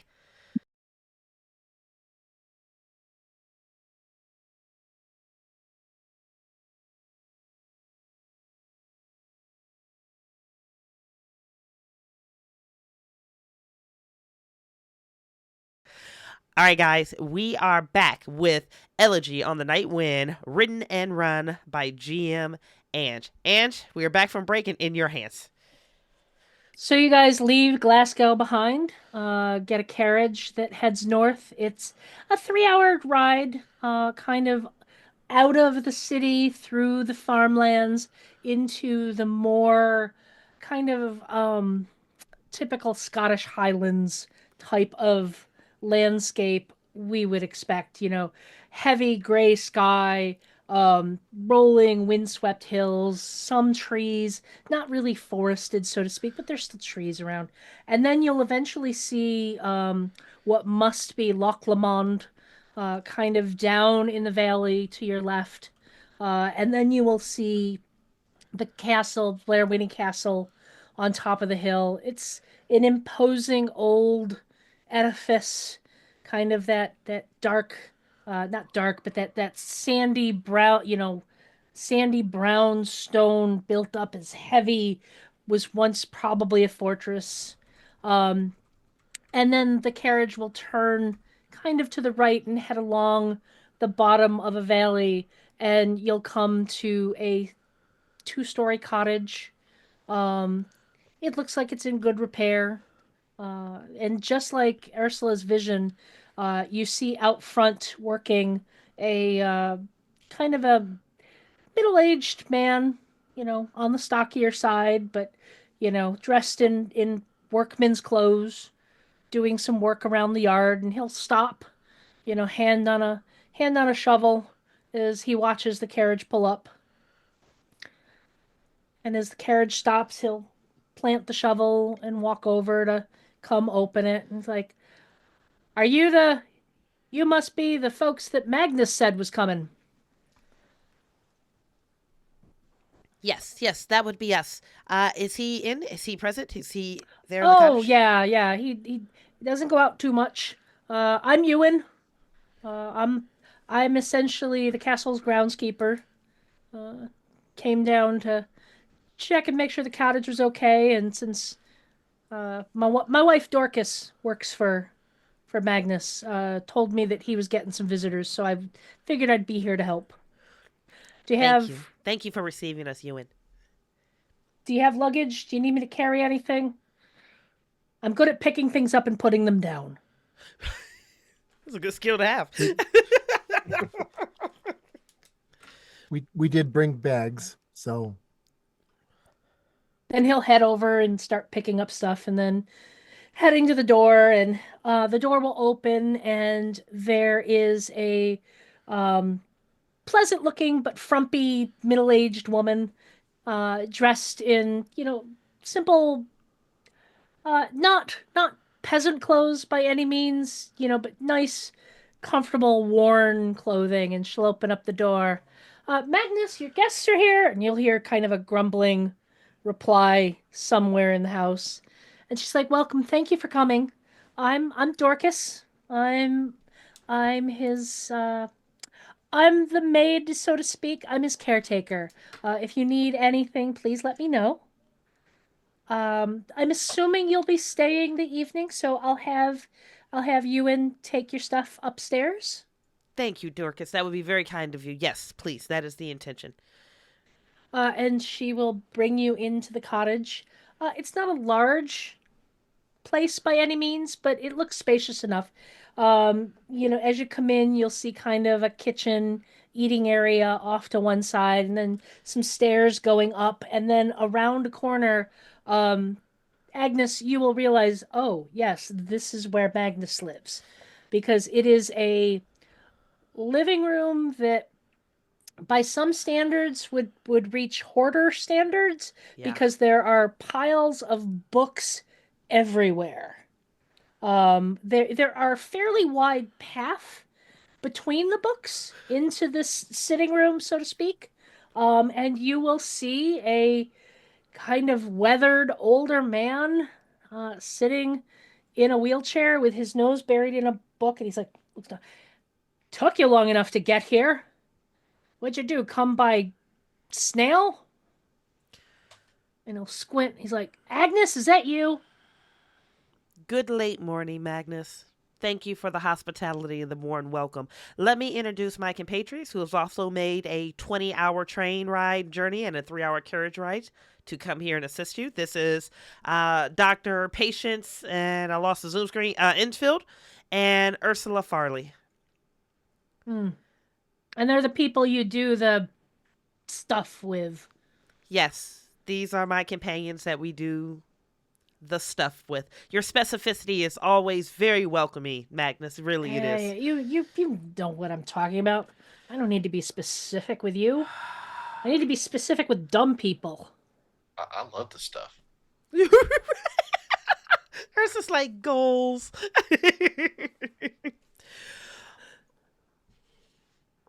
Tell us what's going on, Magnus.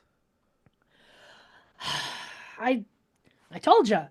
I keep hearing the ghost, the damn ghost. I thought we had an agreement. I thought we had a relationship, and now all of a sudden I hear her screaming outside of my house.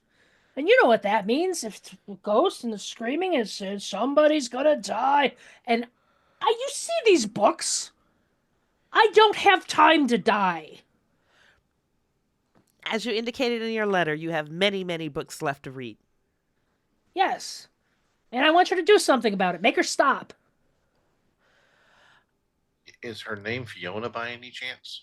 How am I supposed to know? Have you not asked her? She moans. I haven't had a face-to-face conversation. I've seen her across the grounds and over by the castle. And okay, yep, she's there. She stays over there. I stay over here. It's all fine. I observe. I got some notes on her, but it's a ghost. And then recently, she started coming down here And screaming. and doing that thing. The ghost thing. The ghost thing. The ghost. Yes. You know what I mean. The ghost thing. You said these people are supposed to be good at this. They... Magnus, how long has she been screaming? And from the other room, you hear Dorcas goes, he says he's been hearing signs of his impending doom for the last 3 weeks. Signs of his impending doom for the last 3 weeks. Okay. Does Magnus, does he look well? Why don't you give me a medicine roll? Ooh, good You'll question, get Andy. something regardless, but Right. So medicine 3, and that's precision, which is probably 4. It is. So 7. Big money, big prizes, no whammies.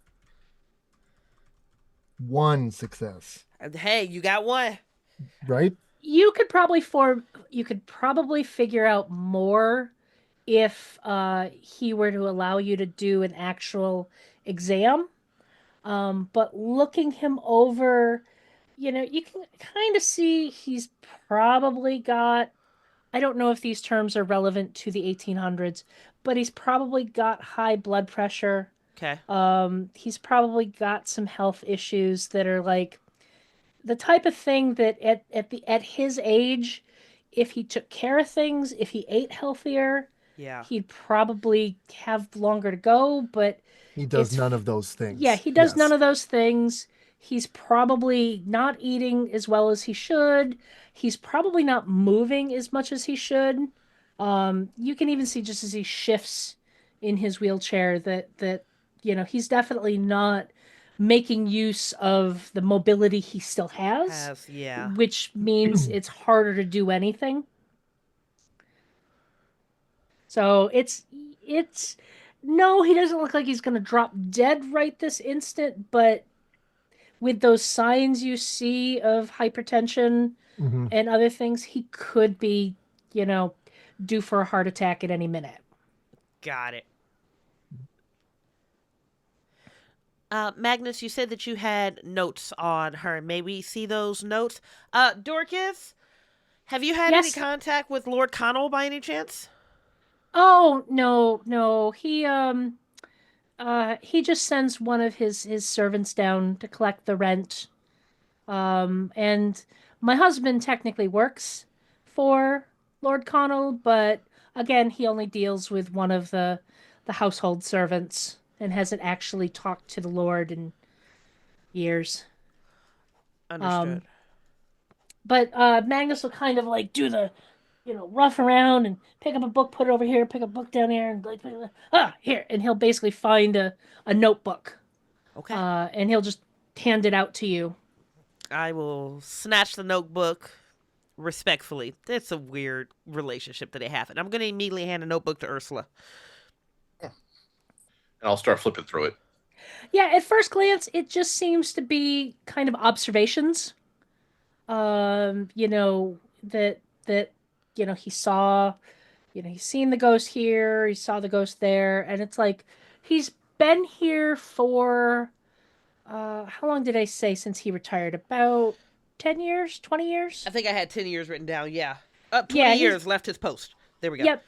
He's been here for probably about 15 years, and he has been seeing her the entire time he's here. Oh, interesting.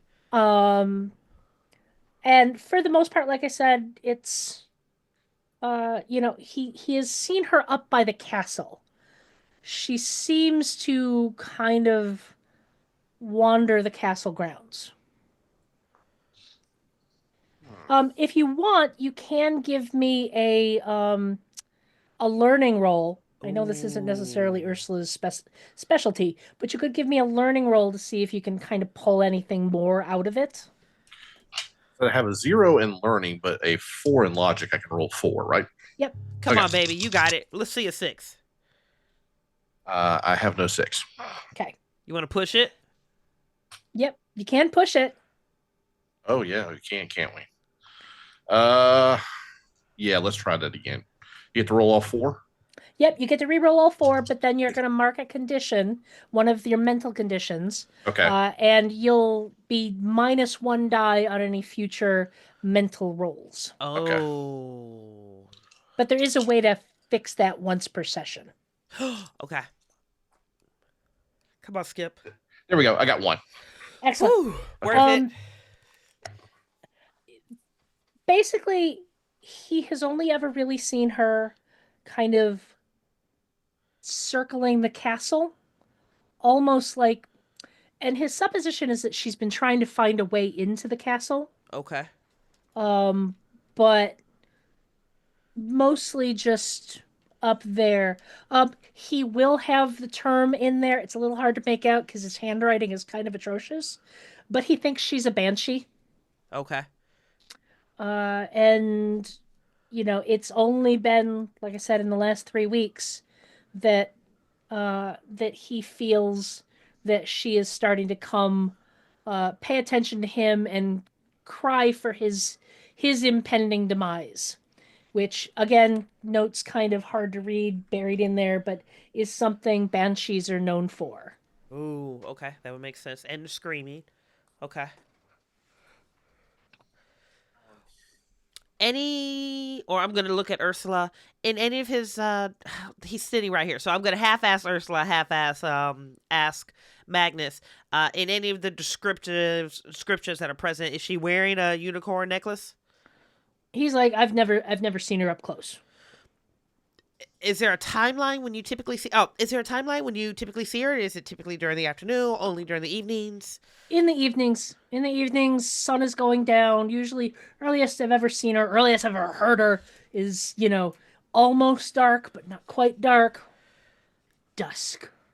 Dusk is when she typically appears, but you see her routinely at dusk. I'm going to look at Dr. Patience. I was like, I may be leaping to conclusions on my time frame here, but Magnus moved here 15, 20 years ago. He's been seeing her every night at dusk, trying to get into the castle. But Do you think that could be a reason why Lord Connell won't leave the castle because he's locked in to make sure that she doesn't get in? But his father died 50 years ago. That time frame doesn't make sense unless. And then I'm going to ask Dorcas, how long have you and your husband been working these grounds? Um, hold on just a second. What is that? That's a 5. She comes in. I've lived in the area my whole life. My husband has worked for the Lord since he was. I believe his father worked for him before, and he just picked up the groundskeeper duties. And mostly rose. I mostly raised our children, but then they're all off with their own lives now, and Magnus came here about 15 years ago and needed some assistance. I don't need any help. I cook, I clean. Um, Dr. Patience is Dorcas is kind of standing there talking to you. Her shirt shifts slightly and you realize she is wearing a unicorn necklace. Oh. Dorcas, have you noticed a change in Mr. McCreath's health about 3 weeks ago at all?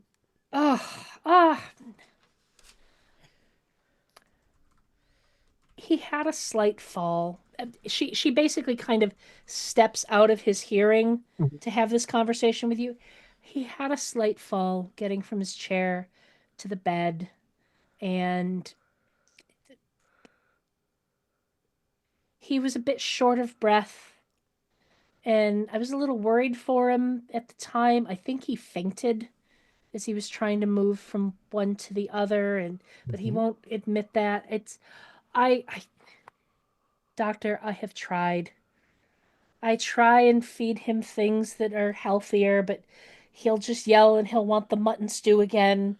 Um, I try and, have Ewan take him out to get some air and get outside and get some sunshine, and he'll just yell that he needs more time to read. And I keep trying to explain to him if he doesn't do something, he's not going to have enough time to read anyway. But Taking time to make time, making time to get yourself time is not a thing that most people think of. yes, Is yes. he is he is he truly disabled, or is he merely infirm that he is in the chair? No, he's lost most of the use of his legs. He can use them a little to get himself from the chair to the bed, um, and to the facilities, but um, it's mostly he cannot walk. Mhm. I can't help but have noticed that you have a unicorn brooch, a Oh, necklace. yes. Is that a local good luck charm? I mean, it's the symbol of Scotland and so on and so forth, but no, this was my father gave this to me. It had belonged to his sister. May I see it? Certainly. And she'll actually take it off and hand it to you. Cool. Do I get anything good off of this? Is it noteworthy, Well, exciting, tingly? it's not tingly, but then again, you don't necessarily have, Yeah, no, I'm not a tingly yeah. person. But Yeah. I'm full of tingles. Give it Ursula to the did tingly see one. it. Yes. Ursula, come Mm. here. Okay. I'm not a tingly person. Does this look like the necklace that you saw? Let me see. I'll kind of stare at it deeply. Am I getting any tingles? Yeah, you're getting an Ursula tingle. My Ooh. scar. Yes. Okay. Oh. Yeah, this is what I saw. Dorcas looks confused. You saw my necklace?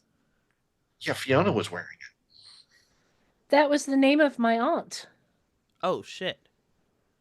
Oh, Well, she's the spirit that's walking around. What? Yeah, the ghost, the banshee, the screamer. That's, I mean, my understanding is Fiona. I'm gonna need some sort of empathy roll to get her to talk. Yeah, Ooh. let's talk about scandal in the family closet here. Yeah, family scandal here. Yeah. Right. I will try an observation empathy roll. Would that Okay. be all right? Or would Mhm. it just be empathy I mean, manipulation? inspiration or manipulation is gonna be a better role to Okay. get her to talk. Observation is more like being able to see Right. more, like interpret more from her behavior. Okay. I'm going to try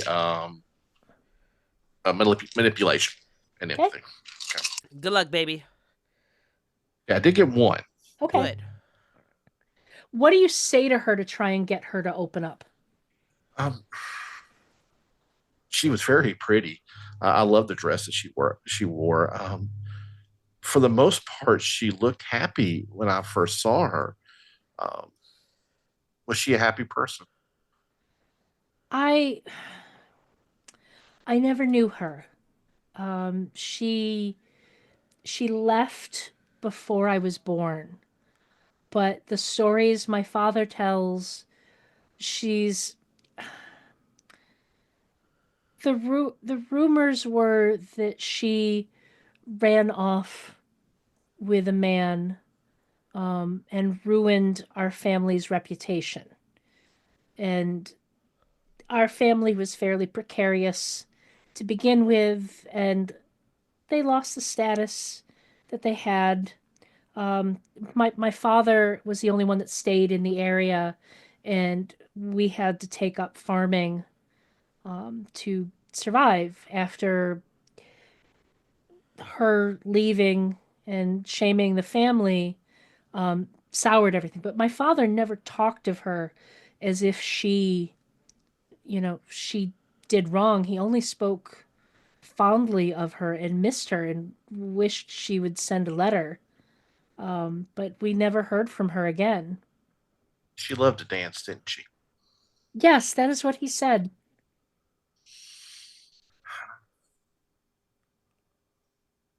Do you know? Do you remember when, like around what time she left? Ah, it was decades ago. Uh, 60 years ago? Was there a party here? I mean, the stories my father tells, there were always parties.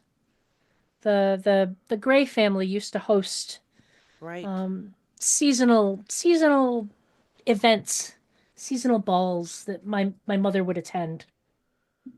I was told she was close with the daughter of the Gray family.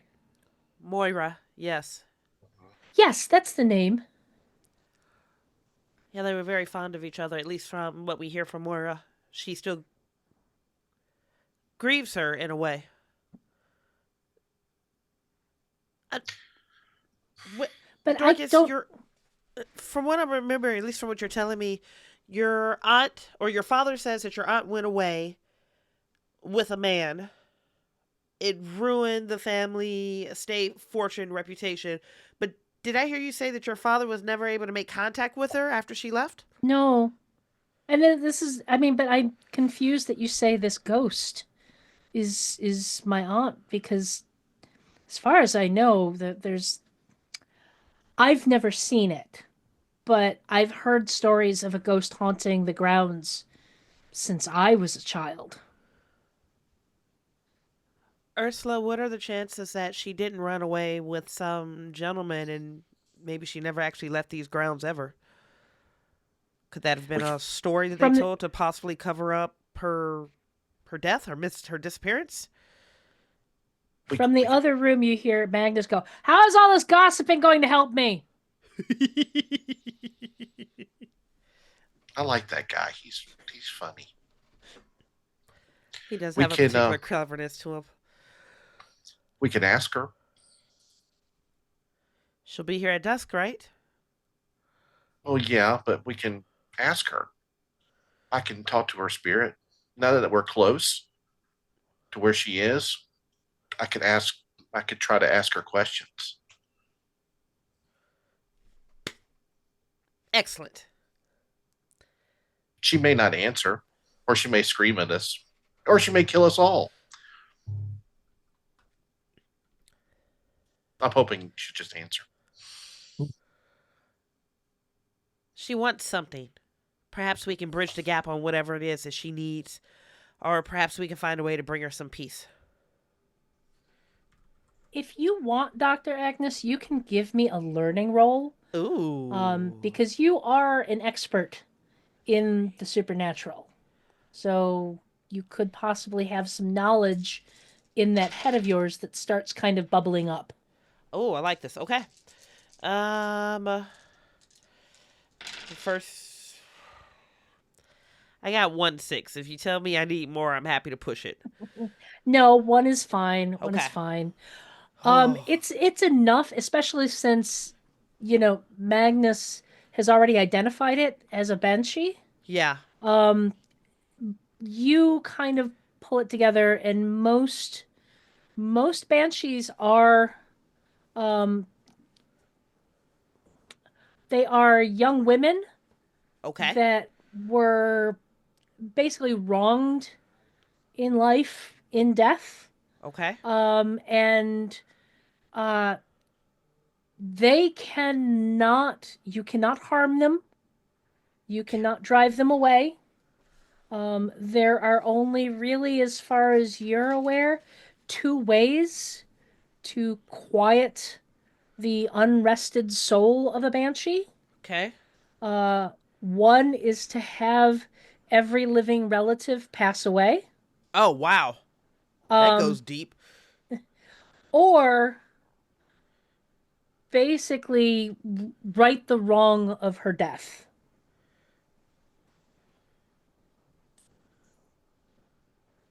The latter of two seems more palatable to me.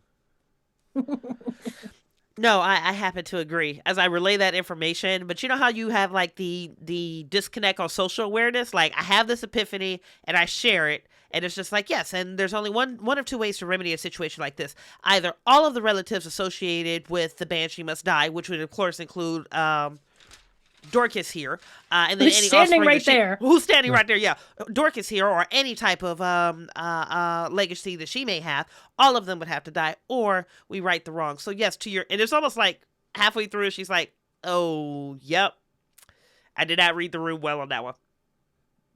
I agree with you, Doctor Patience. It will be a matter of righting the wrong in her death, which I suspect that she died under nefarious circumstances on these grounds. Again, she could tell us what happened. Hopefully, if it Dor- works. Dorcas, do you have baking powder, white sugar, active yeast? And I'm going through the ingredients for crumpets because I damn sure Googled it just to do that scene. She starts like, yes, yes, yes. And then she pauses. Would you like some crumpets? I have some that I made earlier today. Crumpets would be most appreciated. Ursula is going to do a task that is very strenuous, and not only is it a matter of reward and motivation, but also comfort. Please? Yes, yes. Let me come, let me get you set. And she'll basically get you guys set up at the table uh with some crumpets, some coffee, some Crumpets! tea, uh little finger Fortif- sandwiches. Fortifying snacks. Yes. Fortifying snacks, investigative snacks. We'll bring Magnus in so he's present on the ground for this conversation as well. So, what we could do, since everybody in this room, well, three people in this room have had contact with Fiona. Me, when she scared the bejeebers out of me. Um, Magnus, who has actually seen and heard the scream. And Dorcas, who's related. Uh, what we could do is we can hold hands. We could put this unicorn in the middle of the table Ooh. since it's important to both of you and see if we can get Fiona to talk. Now, I'm going to just add a slight suggestion here. Hmm. Ooh. Ursula would know this would work better closer to dusk. Oh, yeah. Okay. And it's going to involve right about dusk, since that's the time she normally appears, it seems. And I think that's probably the best thing that we could do. Now, she may not answer, or the answer she may provide may sound weird. But if we're going to figure out what exactly happened and how to fix it, she's going to have to be the one to tell us because she was there. Understood. And Dorcas stands there the whole time, kind of, hand on the unicorn pendant around her neck as she kind of takes this all in. It's not going to hurt. It's not going to hurt the necklace at all. This was a connection to somebody I knew my father loved dearly. If this Well, is Fiona and she shares the same connection, she's not going to hurt it. and certainly our goal is to ease the upset of this banshee spirit. And if this is Fiona, or if it is some older ancestor, I would think that having them rest more at ease would be a thing that we would all be happy of. If it is my aunt, it's just, does this mean she never did what they said she did? It's entirely possible. If she met some misfortune here on these grounds,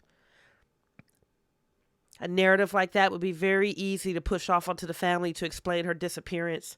It would also explain that despite the fact that Fiona and your father were very close, that she never wrote to him, or that he never heard from her.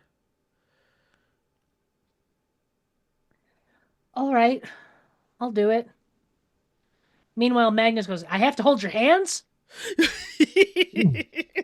It, it 3 works weeks better of that way. impending doom, Magnus. Yes, you're going to hold hands for these 10 minutes to absolve yourself from the next books to read, Magnus. Remember? So many books to read. Could be reading right now. Well, you could be reading right now, but I don't see you slowing down in enjoying your tea, Mr. McCrane. Slurp. Slurp. Angry slurp. Yeah, Petty angry slurp. slurp. Petty slurp. Angry slurp. Okay. At dusk, we're going to do this damn thing. Now, do you want to do it here at this table? Where do you want to perform this ritual? Um, Should we be closer to the places where we know that she's going to manifest, which would be the castle grounds? how about right near the castle? She sounds like she's trying to get in. Probably where she normally stops.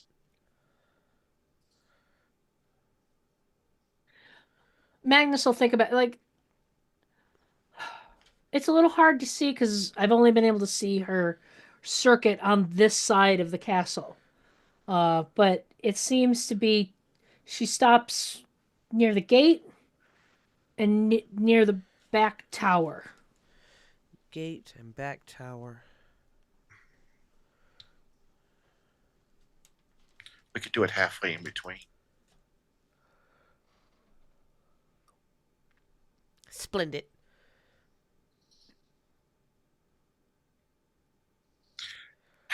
Well, I'm going to need 2 more crumpets, and then by that time, it should be. I'll go out there and look, and I'll kind of get prepared, and then y'all can come on out. Yeah, it's a fair walk to the castle. They're not super close together. I mean, it's not like miles away or anything like that.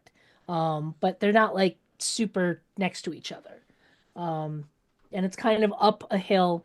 Um, Ursula, as you get closer to the castle, you start noticing, it's something you didn't see when you were first coming into the area because you weren't close enough to the castle, but there's some basically up along kind of the parapet where the crenellations are, about every 30 feet or so, you will notice a symbol has been kind of etched into the stone. Ooh. That looks like it's a warding symbol. Mm-hmm. So it looks like somebody is warding to keep something out of the castle. Yes. Oh, he is held up in there. Interesting.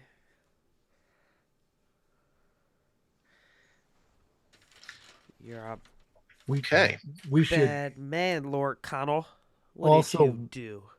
write him a letter saying, we have a letter for you, and we would love to meet you and deliver this letter because we're going to want to meet him as well. Oh yeah, they said there's one servant that he communicates through, right? Mm-hmm. We can identify that service, and then yeah, that's a good idea. Paige, just give him a letter saying we have a letter from his sister. Okay. Do you want to do that before the ritual? You do have some If, time. if we have time. Yeah, if we can, yeah. Okay.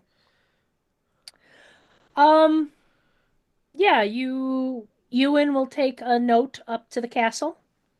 And he'll come back with a note saying the Lord he has this shocked expression.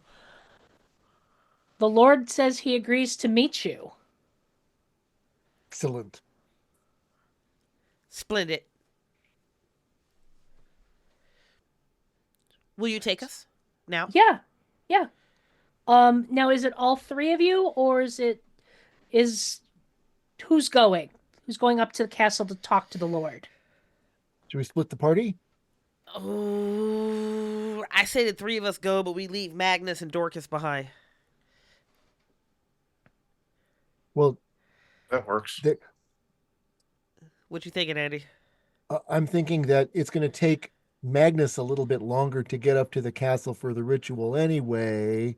So we'll go on ahead and they can meet us up and we can have time to do the ritual then towards later. That works. That makes sense to me. Okay.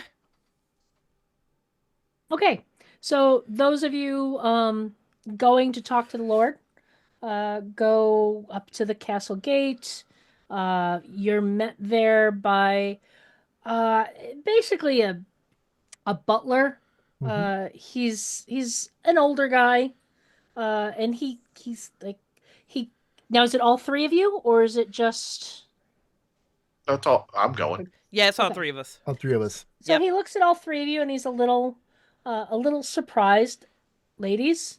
I was told you have a letter from the Lord's sister. He's agreed to meet with you. And again, Ursula, you notice those wards even more prominently around the gate as you go in. You go into the courtyard of the castle. And it's well maintained, but it's definitely seen better days. Yeah. It's like it's being maintained, but there's no life left to it. Mhm. Oh, good word choice. You head into the castle and he'll take you into kind of a like a sitting room and he'll say the Lord will be with you in a moment. Thank And you. shortly, a guy who looks as old as dirt walks into the room. He's thin and frail and just wisps of white hair. If he's a day, he's 90. Um, Uh, this is somebody who is quite old. And he kind of comes in and he's like, "You have a letter from my sister?" Yes, your lordship. And he produced the letter. He takes it and he. And how is my sister doing? She is physically well and becoming somewhat addled in her age. Mm, she was always a little weak-willed. ooh, soft glare at that one. Mhm. Elise is doing an exceptional job on maintaining her care and her happiness, despite her weak-willedness. Mm, probably the best she can do for her mother. If you'll give me a moment, I'd like to take a moment to read this in privacy, and then perhaps I'll pen something you can take back in return. Our pleasure. And he'll kind of step out of the room and read the letter. Is there anything you want to do while you are unattended? Oh, look around everything. This is classic spot hidden territory. Yeah, right. This is Farm Knows Clues, buddy. He's distracted, and we didn't even have to do the distraction. Uh, give me um, give me some investigation rolls. I like that. Oh, I'm sorry. I should have done this earlier. Ursula, you have a condition, yes? I do. Um, when you have a condition, when it narratively makes sense, you can take a moment with your memento Oh, Mhm. yeah. and kind of recenter yourself to basically erase one condition. You can do this once per session. Okay. Nice. So I'll do it on the way up to the castle since we'll have a little time walking. Uh, she'll pull out Spike the pigeon and just kind of pet and everything like that and just let him go and watch him fly around. Yeah, cool, cool, cool. And then he happily flies a bit before coming back to you. Oh, And I'll feed him a little bit of crumpet that I store for him because he loves crumpets just as much as I do. And he'll nestle back down in the nest that's in your pocket. Thank you, my friend. Thank you. You have cleared my mind. And now that you're doing a roll, I Okay. just like right. oh, Now yeah, you don't have that penalty. Yeah. Okay. I Yay. mentioned this. So I have one success. You have one success. Yes. Anybody else rolling? I Yeah, I'll did, but roll I didn't too. get any. You wanted an observation, right? No, investigation. Investigation. Okay. Yeah. 2. Yeah, observation is more for people. Investigation is more for things. Got it. Okay. There's another. Oh, thank goodness on that one. 2 successes. Oh, Okay. nice. Between the two of you, um, you poke around and you find, and you're doing this as quickly and as quietly as you can. For sure. You find basically a stash, like a small box hidden in basically like there's a bookcases with shelves in them, and you're like poking through some of the shelves, and Professor Agnes, you'll notice that okay, this one obviously has a false bottom. Yep. And inside that you find a little box. And in it, you find two very old yellowed letters. And the two of you together, quickly reading them, realize that one of them is addressed to Connell, Okay. very politely rejecting his proposal of marriage Oh. from Fiona. And then the second one is agreeing to meet with him after, basically at the party to basically mend the fences. Murderer. You hear him coming back down the hall because you hear the stomp of his cane as he's coming. We look as composed as we can. Do you keep the letters or do you put them back? Oh. All right, so this is out of character me talking to Andy, and you let me know what type of story you want to tell today. We'll figure it out together. Agnes wants to leave the box out, the letters out, and have both of them up when he walks into a room. And then I say we go full assault. We could also do the stash it away or pocket the letters and make it look like nothing ever happened. But at this quarter in the game, I say we go at them like straight on. But also Agnes is kind of how she's wired. What type of story are you trying to tell tonight? Well, I like your story better than the one I was because I've got a kind of a prim and proper thing going on here where Okay. like the concept of a professional woman wouldn't want to be accused of being a thief. Right. Okay. Yeah, But Agnes has no fucks to give. That she's done it, all of them. They all ran out of her 40s. right, Okay. So clack clack, this is coming down the room. I'm imagining there's probably a thing where Patience is trying to put the box back and Agnes is like, no, we're leaving it out. And then she just snatches both letters and she has them up when he walks into the room. And there's like, clump, clump, stop. What are you doing? That is not your property. It's not. I demand you exit my home immediately. No. Tell us what happened with Fiona. Or on my way out of this home, I'm going to destroy 2 of those glyphs and not tell you which one I destroyed. I want a manipulation roll for this Ooh, one. no problem, baby. Let's try it. All right. And if you want, I'll allow you to adjust that bonus you gave yourself to inspiration. Down to manipulation? Yeah. I will absolutely take it. Okay. So, guys, I'm rolling a 76 on this one. There's 4 in my hand. There's 1 6. And there are 2 6s. Oh, my God. Look at the fucking the balloons. Like, where are the balloons coming from? So, Apple has this weird thing where if you do certain hand gestures at it, it picks it up. And apparently I accidentally did a hand gesture for the balloons, which is amazing for just like the timing is spectacular. Yeah. He gets this look of fury on his face. What do you mean, tell you what happened? The whore rejected me. She rejected me. The heir to the Grey family name. And what did the whore do to you after she rejected the great heir of the family estate? She tried to marry a tradesman.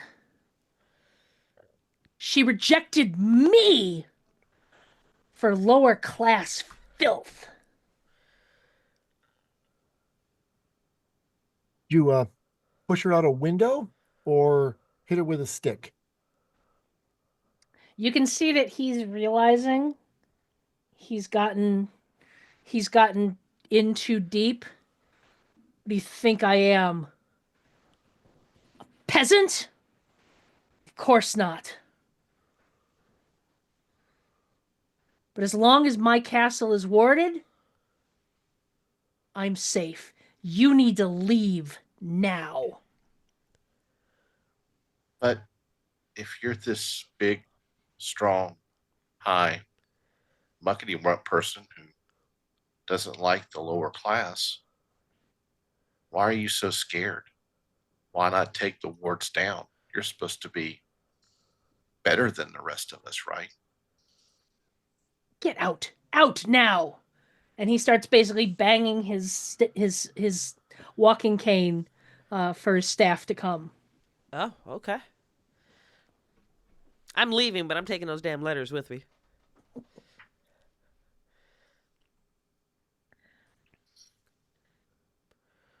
Oh, Lord Connell, just before we leave, did you have that letter that you wanted us to send back to Moira? Out! I proudly waddle off. I feel good about my afternoon.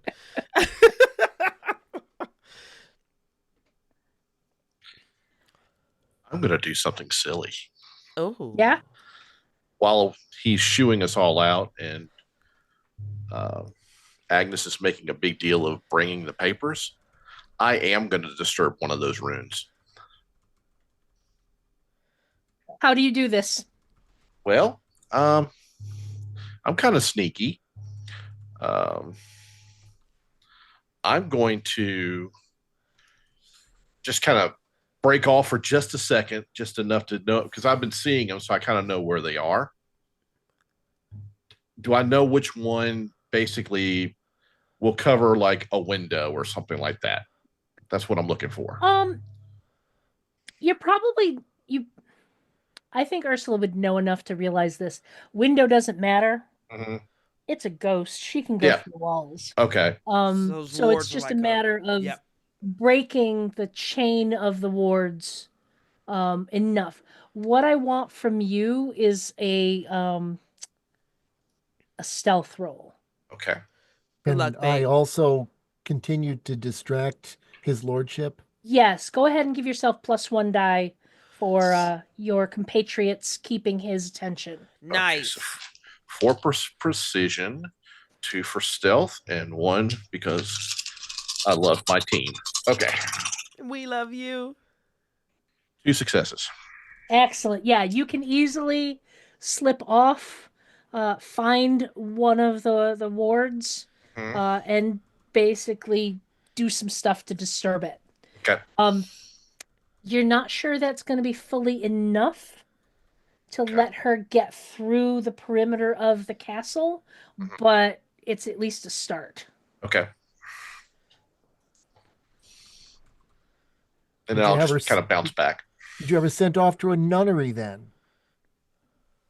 Did you shut her up in a tower? That actually gets a reaction. And that's about when you guys will be ushered out by his staff. But you definitely got a reaction to, asking if he shut her up in a tower. She hangs out by the gate in the tower.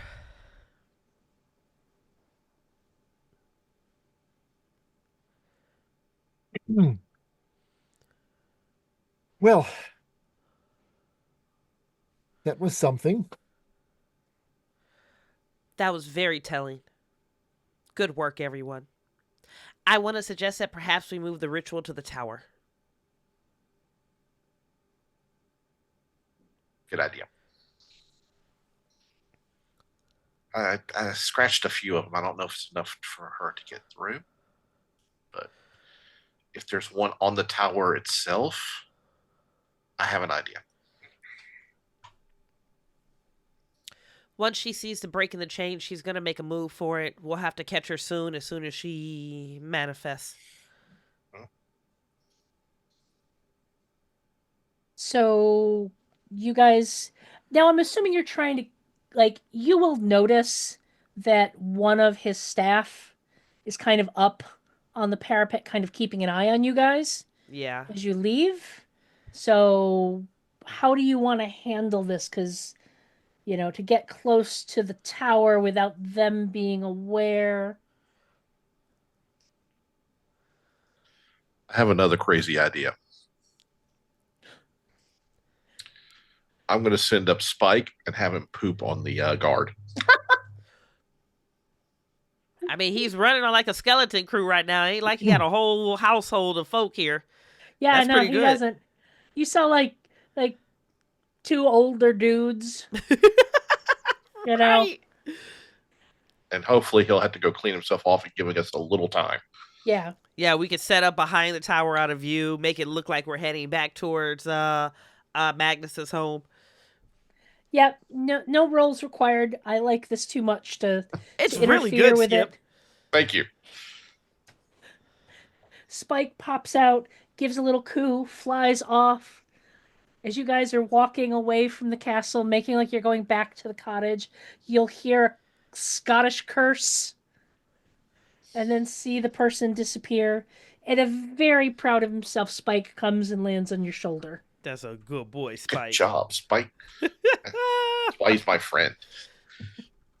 You get 2 crumpets for that.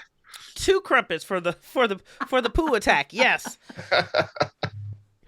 Um, as you basically rejoin with Dorcas and Magnus, and decide to make your way towards the tower, she'll ask you, did you learn anything? Ooh, did we learn things? All will be revealed. I don't know why I'm doing that, but it'll be revealed. Okay. All right. And she's basically like pushing Magnus's chair, and he's just like, got the plaid blanket across his lap, and bundled up in a coat, and he's just like, this is more fresh air than I've had in way too long. It's quite good for you. It's too dark to read. Not during the day. You can bring a book out here and read. He's like, he's like, don't logic me. So Describe to me what it looks like as you set up, as you get your kind of around the tower and out of view of the front parapet. Okay. So we're all going to be in where we can hold hands. Okay. We can actually stand and do this. We're not going to sit. And what she'll do is go around, and Dorcas will hold the actual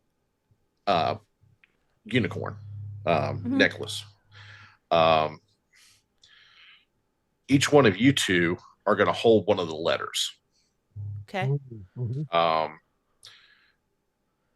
And she will give Magnus she'll run over to the tower real quick, grab one, like a little pebble that may have fallen off of it since it's kind of old. Oh, yeah. And then run back and give Magnus the pebble. And then she will just begin to, she's actually not going to hold hands. She's going to get all the 4 of you, and she's going to kind of dance around, touching each one of them with her crystal ball, and just start asking for Fiona to come talk to us. We have information for you. Ooh. And then she'll just kind of keep doing that. And she'll kind of just imagine to herself how Fiona danced and kind of do the dance the same way. Trying to remember what the dances were like maybe back then as she's heard or something like that to maybe entice her to come out a little bit more. I would like an observation roll from you. You can add the bonus dice for your crystal ball. Okay. And you can add a bonus die for each of your companions assisting in this ritual. Oh, goodness. Nice. All right. So my observation is 3. And empathy is 4. So that's 7. And then 3.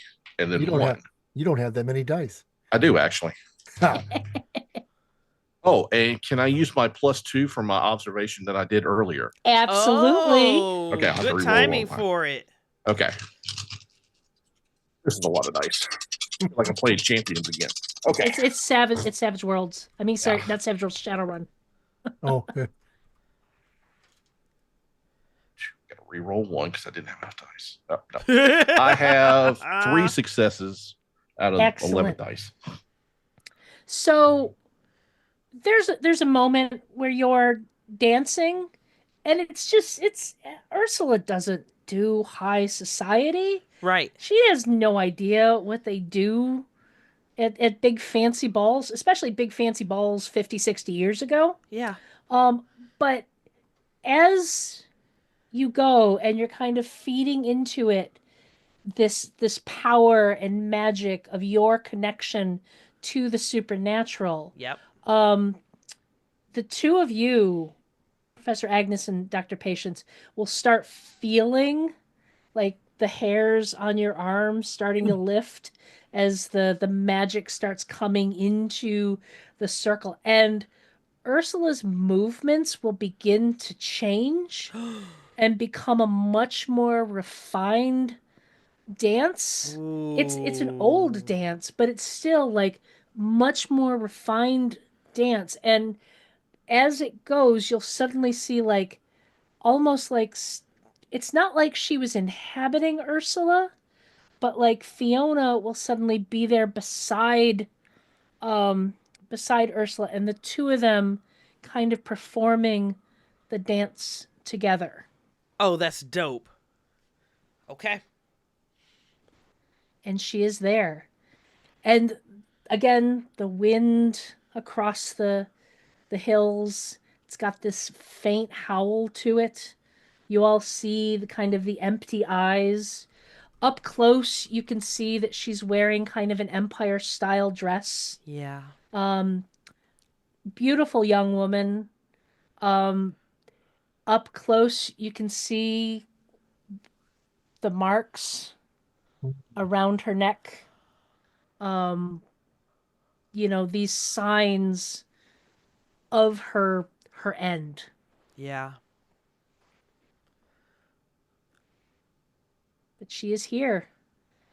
And then the dance stops, almost as if the music has gone.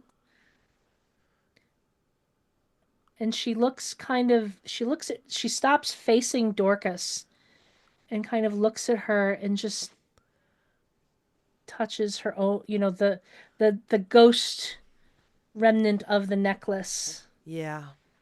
and then turns to face Ursula.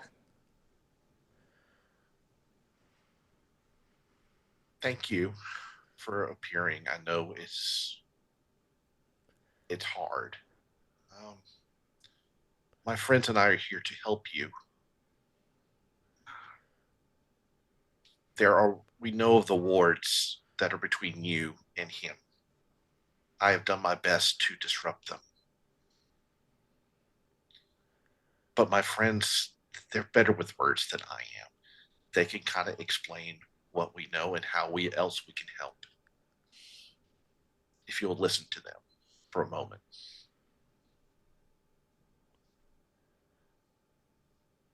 There's a nod.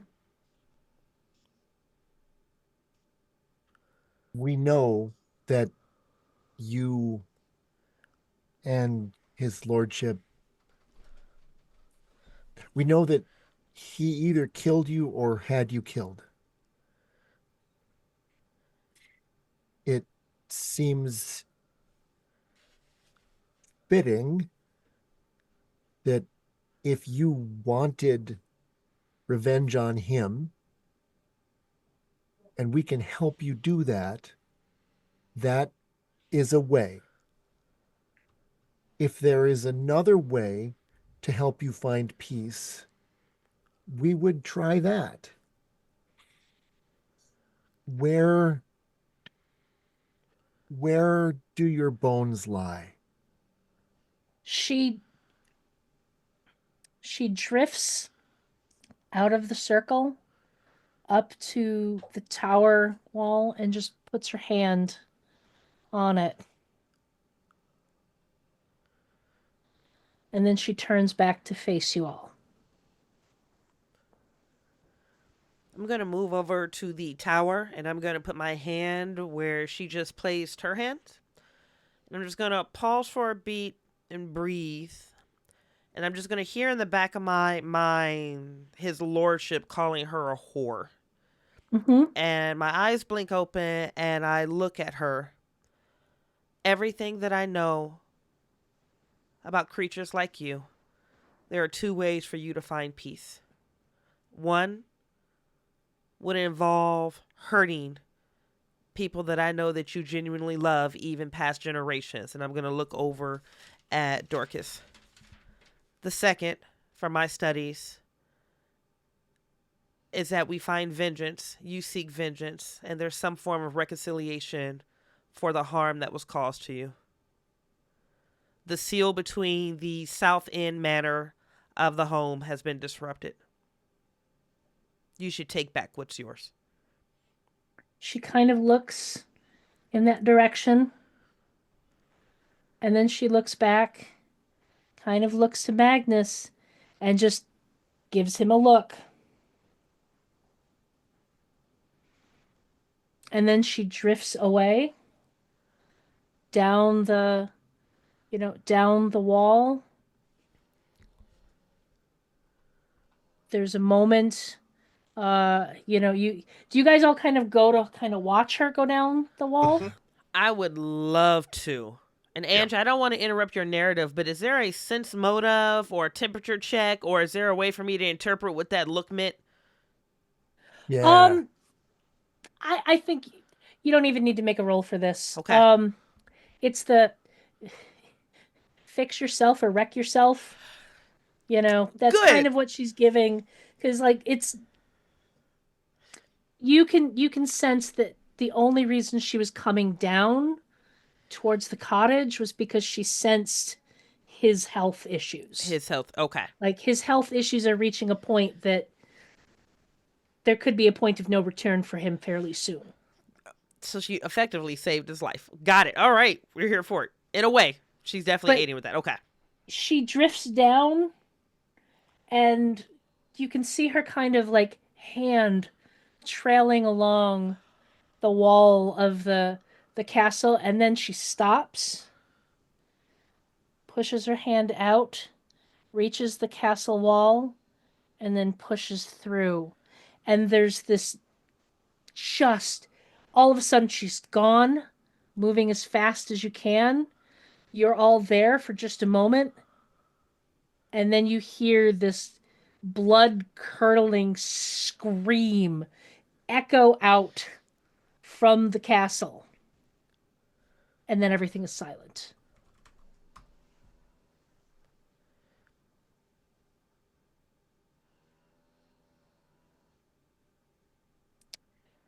Moments later, you'll hear bustling around inside the castle as his remaining servants, like, is he dead? He's dead. What happened to him? I heard him scream. I don't know. It's probably more than you'd actually hear, but just for narrative purposes. No, that's good. That's good narrative purpose. Yeah. And you guys all stand there for a moment. And Magnus goes, I'm cold. Can we go home now? I think so. Yes, I do believe so. We should get dinner on. And crumpets. And crumpets. I think the screaming is going to stop for you soon. Okay. And like Dorcas is just like this has profoundly affected her. Yeah. Like she's very contemplative, taking it all in. Oh, And I hand her my flask of brandy. She could probably use it. she'll eye it for a moment, take a swig. Scotch is better, and hand it back. Oh, feisty. Well, she's up north, I'm down south. Fair. Fair. And that is pretty much the mystery of Elegy on the Night Wind. Yes! Is there anything you want to say as an epilogue or no as an epilogue? Oh, that's a great tip for questions. Just as an intentional part of the epilogue, I do want to be very intentional about trying to convince Magnus to do better about himself. Movement, fresh air. I understand the stress of her screaming, but also there was a lot of poor decisions that have brought you here. If you want to continue reading, you have to invest in yourself. I think between the three of you and Dorcas, you can basically get him to begrudgingly agree. Okay. To start trying to do things, because okay, maybe the damn ghost did have a point. I still need to get through 3 volumes of so-and-so stuff. Oh, the second volume is honestly the best. The third you could skip, but I know that you wouldn't. You gotta be complete. I know.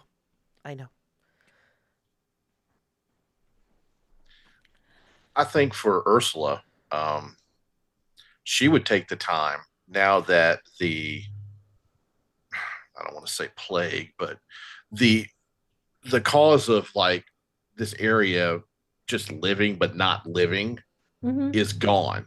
So she would like to. She's an herbalist too, so she would like to maybe Yeah. infuse a little bit or talk to the Vaesen in the area or something to get life flowing again into this area because it's been blocked off so much by the wards and things like that that it needs a breath of fresh air, so to speak.